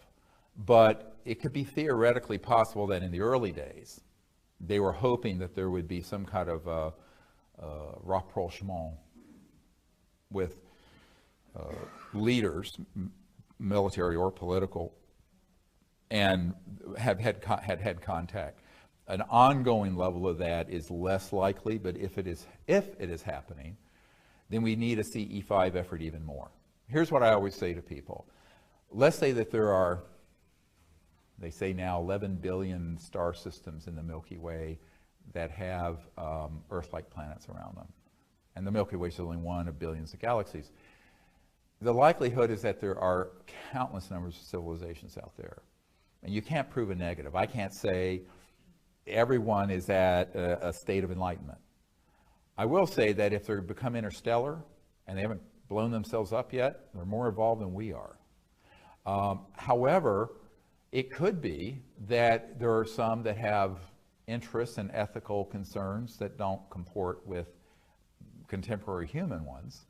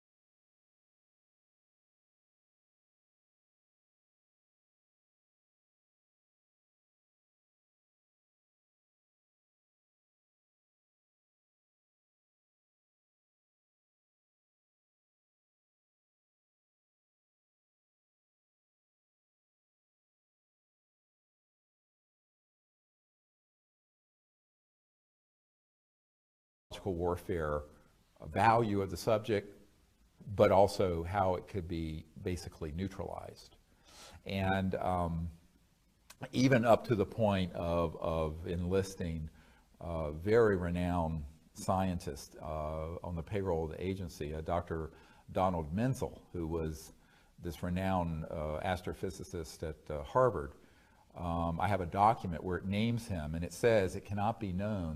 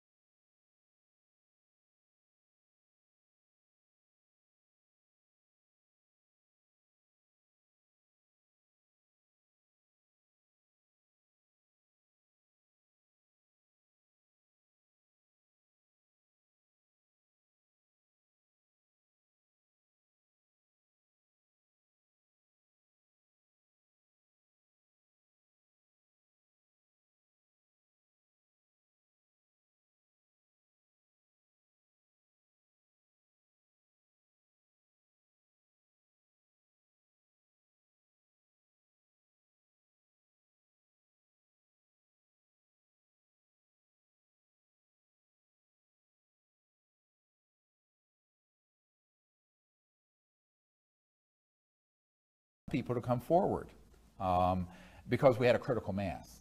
I didn't come forward with one or two, I came forward with dozens all at once. So that was the power of unity and the power of doing it. We really need to have another wave of that happen from people who are currently in government, and not just retired people. But the closer someone is to central operations at Lockheed Skunk Works or the agency or the NSA who know about this, and the closer in time they're related to it, the more afraid they are of TWEEP, terminate with extreme prejudice, which is the euphemism for what this guy at the CIA has told me. They call it wet works, wet meaning blood, wet works, TWEEP. So yeah, nice. Well, welcome to my world. I live and breathe. And that's why a lot of these people are very afraid if they're really currently in current operations. It's not that they don't understand the legal principle I just articulated. In other countries, it's a minor version of the same thing. So say in France, you have friendly people, just like there are here, very interested in actually trying to do something, but then there'll be others who are in a compartmented operation tied into this international group that maintains secrecy, and at a certain point they will be threatened. And that's what happened. We actually had, I was contacted by these people in France and said, an official in the United States contacted the ambassador from France to the United States and said, what the hell you think you're doing? After I got this document from the Ministry of Defense and this big outline of all the studies they wanted to do post-contact, biological, technological, the whole bit. It's this amazing document I have. And it's just like, curl your hair. What little hair I have left would be curled. But when I read it, I went, wow, I can't believe I got this from the sitting government. But they got contacted, and basically they came to some kind of a truce where they said, well, you can do this with Dr. Greer so long as you stay on French soil. Do not try to do it anywhere else. They said, fine, fine, fine. So that's why we did it there. Stephen Bassett right now is doing a big push. He turned over a bunch of documentation to Congress, and he's asking the people to contact their congressman to have a public push for disclosure. In your opinion, what is going to be the best method to bring about disclosure, and how close are we to it? Well, as I mentioned, we've already done disclosure. The majority of people know this stuff is real. I'm talking about the masses. If you do any poll, more people believe this stuff is real than have voted for any president in our lifetime. The question is whether there will be official disclosure. So let's make two distinctions. Disclosure by what we're doing as a grassroots entity versus some authority figure up on Capitol Hill or at the 1600 Pennsylvania Avenue or at the UN doing it. The latter is unlikely. I already sowed that a long time ago. We had tens of thousands of people faxing and writing to their members of Congress after the initial disclosure project, because I was the father of the whole global disclosure movement. And then, of course, 9/11 happened, which moved it off everyone's radar screen. My own sense is that the best way we're going to have more disclosure is to have thousands of people doing and making open contact, where it becomes something you cannot stop. The intelligence community cannot put that genie back in the bottle. And secondly, more people coming forward who are whistleblowers or insiders with documents and evidence. The likelihood that any committee of the Congress or anyone at the White House will do this is, I think, very, very low. I don't care how many people write them. I'm not saying that we shouldn't encourage them. It's their responsibility. But I'm just saying I've already done that over the last 20 years very, very thoroughly. And a lot of people involved with disclosure now actually have never had sit-down meetings with current members of administrations in Congress. I have. And what you hear from them is that, yes, this is wonderful, but let someone else do it. I'll never forget meeting with a senator, Senator Dick Bryan, who was from Nevada, whose home state has Nellis Air Force Base in Area 51, as the public calls it. Pahut Mesa, S4, S9, S12, all the top secret underground facilities. And he and I met at McCarran Airport in what looked like a janitor's closet, and it was just a room, and you're taken there in a cart, and the door opens, and it's this gorgeous conference room for VIPs. This is how things are done, by the way. And things really happen this way, although it'd make a great movie. So we go in there, and I start talking to this guy, and he says, yes, he says, he's Senate Intelligence Committee. He says, but this has never been brought to my attention. And I said, well, yes, that's why I'm meeting with you. I think I need someone like you to head up bringing it to the attention and holding a hearing. And and his chief of staff was there, literally dropped, he was reading the Wall Street Journal, dropped the paper in his lap. And the senator said, I don't think I really can do that, but have you talked to, so in other words, Kissinger called this the hottest potato in the cosmos, so this issue. And so basically, I want to pass it to someone else. So he gave me the name of someone else. So the passing of the buck on this is legendary. And I've met face to face with people who are on these committees and at the Pentagon, and asking them to do something about it, which would entail enormous risk on their part. I mean, as one congressman said, yeah, I'd be known as Congressman Moonbeam. Or, in other words, the press would have a field day.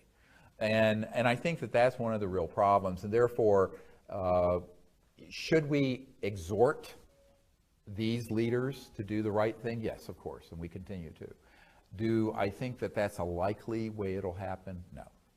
The most likely way is more and more people from the inside with evidence and corroboration coming forward, and thousands of CE5 contact teams reaching a critical mass where then an undeniable event happens that can no longer be contained, that goes viral. Now, I don't think that I don't want anyone to take away from this that I don't support trying to hold our leaders' feet to the fire.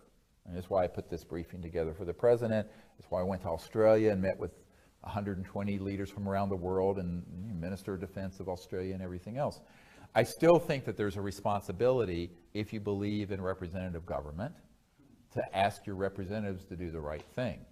But I'm just saying, from a realistic point of view, the likelihood of change happening from those quarters. And it's a little bit like after I, did all this with the Clinton administration, and, the Rockefeller family was running interference with us and hosted Bill and Hillary Clinton at the JY Ranch, where I'd gone out there and had all the meeting with all these spooks and top secret people. And then, there was a man who worked very closely with the Clintons who then came to our house. This is when I was still working full-time as an emergency doctor in North Carolina, and he came down and had dinner with us at the table, and he said, well, this was like a month or two after my wife and I had come up here to meet with the CIA director and his wife. And he said, the president and the people around him are very supportive of what you're recommending. I said, oh, good. And, we're having dinner around the table in this house, a big Tudor house, and the 4 kids, or little kids back then, around the table. And he says, but they really don't think the president can do anything about this because they're concerned he'll end up like Jack Kennedy. And I started laughing, because I thought he's sort of a big, fat, operative for the Democratic Party who was sort of a jokester and very funny guy. I thought he was just making sort of, a facetious, and he stopped me. He said, no, we're not kidding. And I said, well, Kevin, don't talk about this in front of the kids. Let's talk about this later. So we went to the library later and talked about it. He says, no, absolutely. They think that this could actually happen, that it would be too dangerous for the president. And I said, well, what do you want me to do about it? I'm just a country doctor here in North Carolina, rattling around in an ER.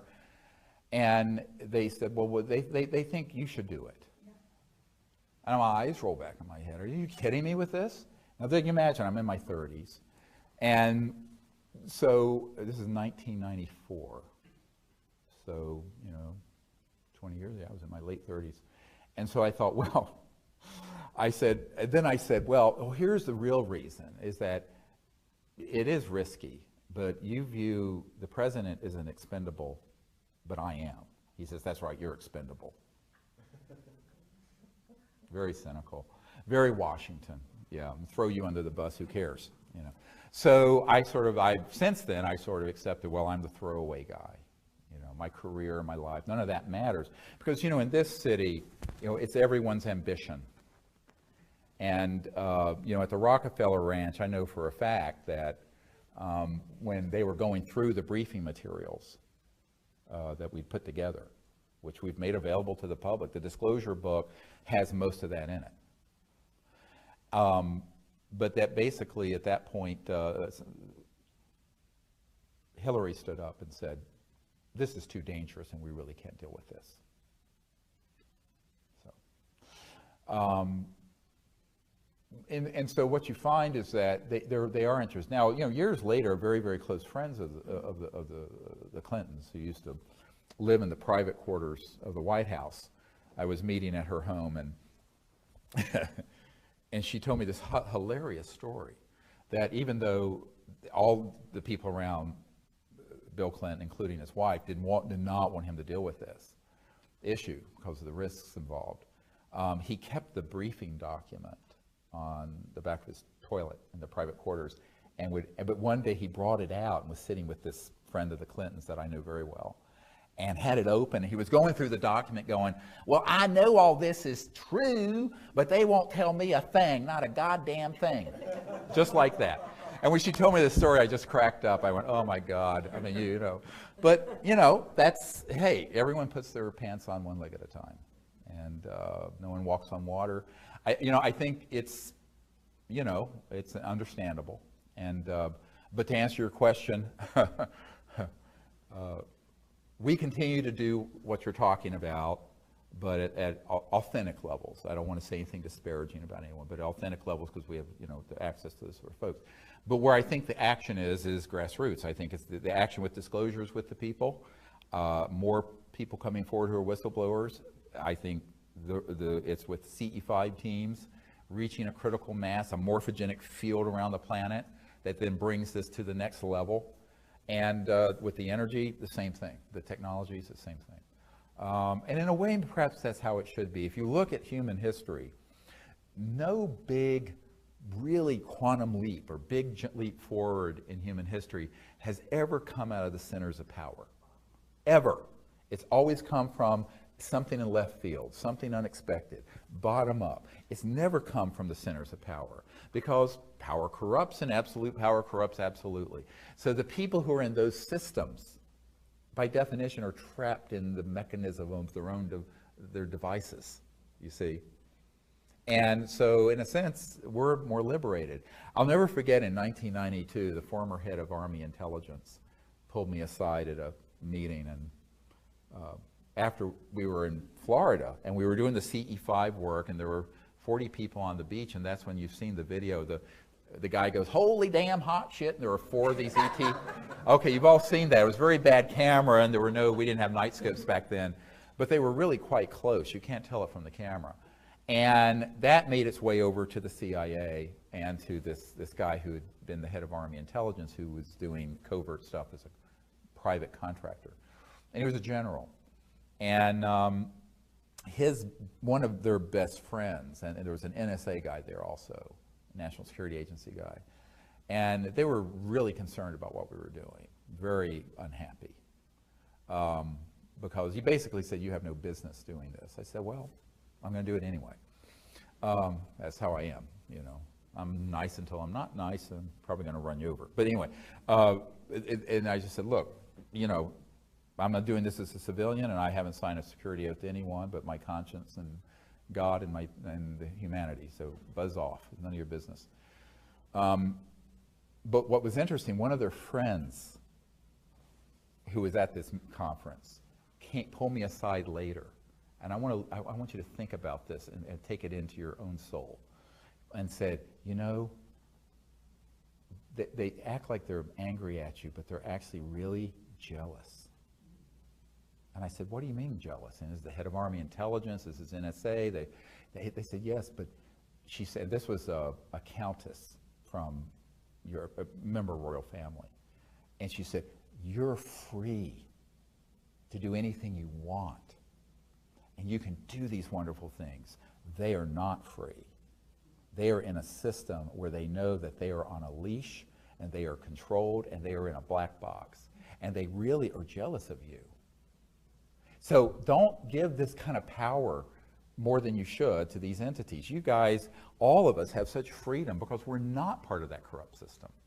That's the power we have, because we're not part of a corrupt system, either economically or politically or institutionally, that restrains what we want to do, which is make contact, disclose the information, bring out these technologies. So we have this freedom to operate that people who are in the system at the Pentagon and the agency and the White House and Congress really find they don't have.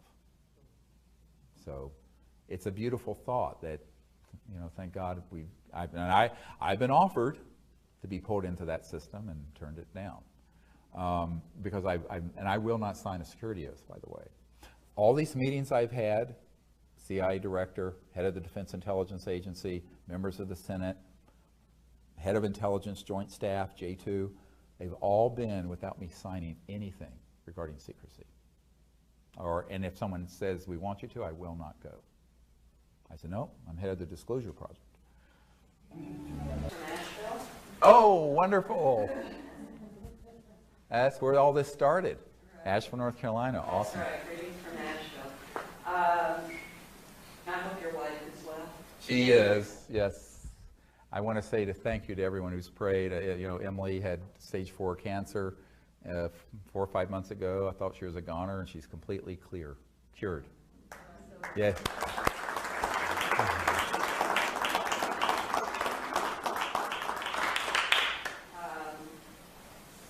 Your frustration must be unbelievable because I know how I feel. Back in 1974, I had a pretty close encounter with a very real, very large, very metallic object, about 40 feet in diameter and about 50 feet above my head. Yeah, it was frightening. I wasn't alone. There were 3 other people there. I was in Great Barrington National Forest in the middle of nowhere. Where is it? Massachusetts. Massachusetts. Great Barrington, Massachusetts. And it was, like I say, 1974, and it was something that informed the rest of my life, really. Right. But now I have, and that's a knowing, right? So no one can tell me. I did not see, I do not know. Right. I can't tell you who it was, Right. but I know that it was. Right. Now the same thing has happened to me, there you are, the same thing that has happened to me, and you've had an NDE. So the same thing has happened to me, not with an NDE, but through after-death communication with spirit that manipulates energy. I was hoping maybe you could give me some information on how both these things can exist. Dimensionally, okay, you know, because I don't know what that means really. So I was wondering if you could, because it's something that I've never been able to come to grips with, is how do I know this? And how do I know that? And now how do I put the 2 of them together so that I could know them both and feel good with the explanation? Is there anything you can offer me? Well, it's all very abstract without having more detail. What she's asking is that she had an experience with a fully materialized craft, and subsequently has had experiences, sounds like in consciousness, with someone who's in the next world, as it were. Yeah, who it has. And the thing is to understand is to look at, I call it, you know, in the ancient, times, they would call this the eye of oneness. So looking at this in a unitive way. So there really is no distance between these dimensions, say the afterlife and the astral, except what our minds construct. Because your conscious mind is omnipresent. So your conscious mind can experience something from an ancestor or a relative who's in their astral body of light, whatever, in the next world, or a spirit being, an ancient spirit being, or an angelic being. I know these all exist. Or an extraterrestrial spacecraft in this dimension, or that has resonated to where it's moved into astral, very close to what you would call the spirit world. Now, as I said, when the Lockheed Skunk Works guy had his out-of-body experience with the astral, and he hit the craft because it moved it, it was not as materialized what was over your head, but it was there, and it looked exactly like a craft like this, but it has shifted just into that near, what I call the near astral, sort of a trans-dimensional energy field. And if you understand that all of this is on a continuum, we create these like barriers between dimensions. So in a sense, we create our own compartmentalization. So we have our bodies, through the 3D world, everything's linear, and that's the myth we create because that's where our understanding is. But that's not what's actually operating all the time. And so there will be moments where we can break into and experience something in consciousness that's in this another dimension, whether it be the afterlife or an interstellar civilization that's resonating beyond the frequency of light and matter before it steps down, as it were, into 3D. But all of it is on a continuum. And the only thing that separates our understanding it, or making it look like it's a us versus them, or not an us versus them, a yin and yang thing, is the lens we look at it through. So what we have to do is adjust our paradigm to understand that the whole that it not only can, but does, and it does at all times. And from a higher level of consciousness, and perhaps from a higher level of civilization where you become interstellar, this understanding would be very, very normal and natural, okay?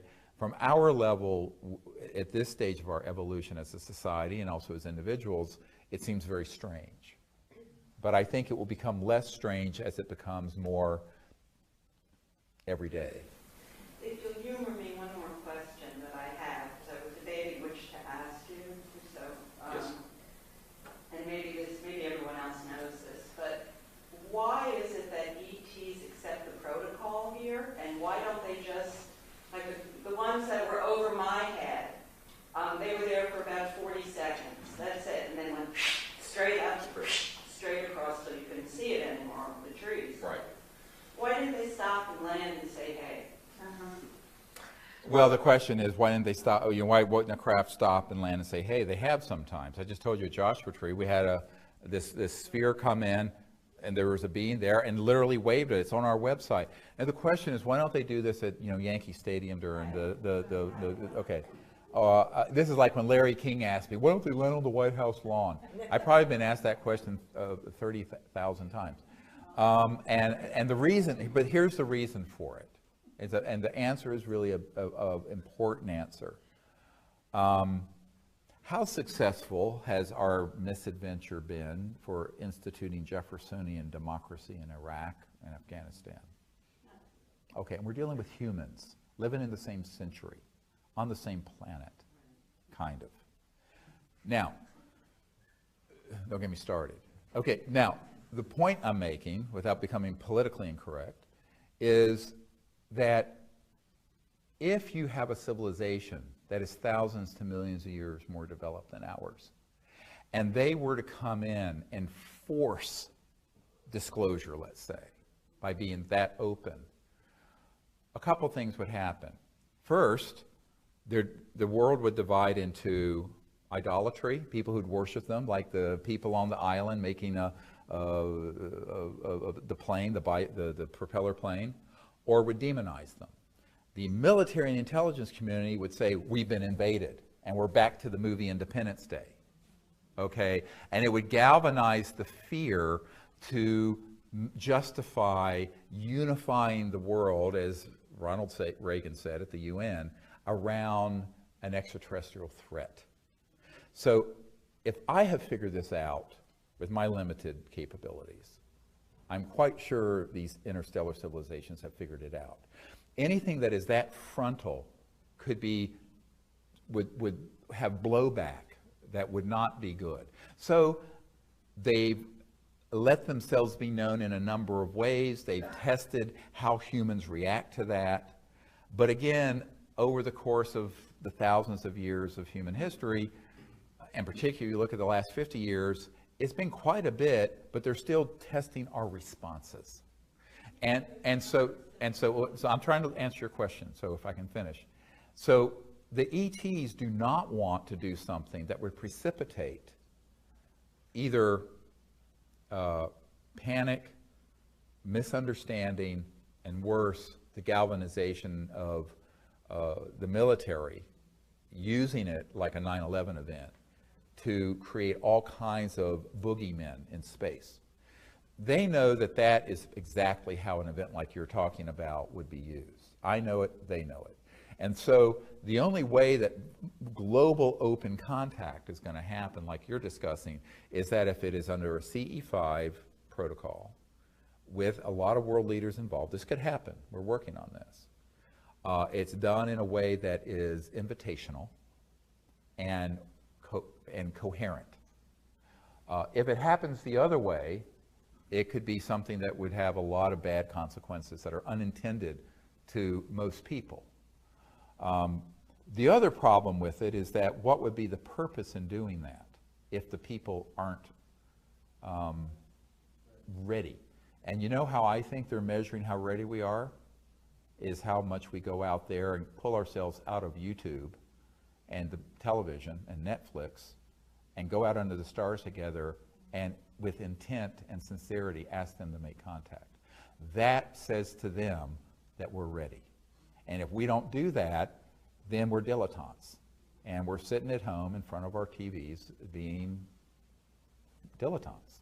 So I think that you have to walk the walk, not just talk it. And I think that's what they're measuring. And there's many people have said, well, you know, certainly they would have cures for cancer and AIDS and could do all. I said, yes, of course, but our covert programs have all these things already also. They do. It's not a myth. So they're watching that there are certain types of humans that like to keep all this secret and other types of humans who are passive or cowardly. So how do we find our voice? How do we find our courage to do this in a way that is really a good event for humanity? And I think that's the measure. Now, there are certain conditions where that may not happen. I think if we had a massive earth change type event, or if we'd gone to mutual assured destruction, a massive thermonuclear event with thousands of missiles, the skies would be filled with ET craft trying to intervene. But short of that sort of just cataclysmic, stupid sort of thing happening, they're gonna want us to learn and to, because this is our planet. We're the children of Earth. And they're gonna want us to learn to do this, to educate one another, to care for one another, to make contact openly. And that's the measure, that's the metric they're looking. And even with disclosure, they're watching to see how much makes it out that's true and how much of it gets folded into disinformation. You know, if you read the paper I wrote, When Disclosure Serves Secrecy, if you haven't read it, you should. It's on the website. Where disclosure information and evidence gets folded into the whole fear-mongering that is the stock and trade of the UFO subculture. So I think we have to be aware that this is being monitored by these civilizations who I'm sure work together. There's no question about it. I mean, if we have coalitions and we work together as dysfunctional as humans are, you can be assured that interstellar civilizations work together with infinite more coherence than we do. That this is being measured and observed, and there are certain metrics that I think they're looking at. How mass society, media, and political establishments react, how military reacts, how the public reacts, but also what are the people doing. And having been in the kind of the center of this for 25 years now, 2015 will be the 25th year since I founded all this. What I feel over and over again is that the real action is with each individual person and then coming together and making this wave happen. And I think that for that reason, a forced disclosure by the ETs or an event happening from on high on Capitol Hill or the president, those are the two least likely ways. And this other path just involves more effort and work, but that's part of the lesson. Earth is a schoolhouse floating through space. And we're here to learn certain lessons about self-realization, but also self-actualization and creating a new world. And I think that's really why we're here together at this time. Well, we're out of time. Thank you so much for being here, and stay in touch.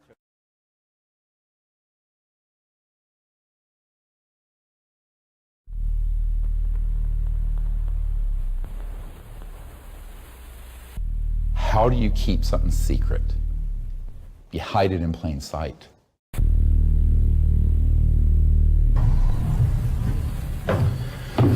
There were bodies that were involved with some of these crashes, also some were alive. I said, well, you're going to tell the public about it. And he says, no, we don't tell the public about this. It would panic the public. And there's a new name. It's unexplained aerial phenomenon. I'm a doctor in an ER, taking care of shootings and stabbings and car wrecks. And I'm being asked to brief the CIA director on stuff because he and the president are being lied to? What? And he said, by the way, we've discovered a base on the backside of the moon. And I said, whose? If the average person knew that the term UFO was actually concocted after they knew that they were extraterrestrial vehicles or man-made anti-gravity devices, they would realize that for 60 years we've already had the solution to the environmental crisis, the energy crisis, and global poverty. The most dangerous thing going on the planet today isn't ISIS, it's not Iraq, it's not Russia, it's not China. It's a out-of-control, covert group that is not being overseen by the people, the Congress, or the president, who have developed these technologies and are recklessly using them to track and target extraterrestrial vehicles. The result of this is that we're in a crisis that is unacknowledged, ironically, because these projects are unacknowledged. I occasionally think how quickly our differences worldwide would vanish if we were facing an alien threat from outside this world. There is no threat, and we have to prevent the weaponization of space. So either they don't exist, but if they are, they're a threat. So this is the 1-2 punch that's been going on, unfortunately, for 60-some years. He said, do you know why they killed Marilyn? Mr. President, the late Marilyn Monroe. And I said, well, I didn't until I got this document. It's a virtual death warrant. When they found out that Tesla had passed away, they came in, they had the manager of the hotel open the safe, and they took all of Tesla's papers. Now, a lot of people say, oh, well, that's an urban myth or a conspiracy theory. I say, like the hell it is.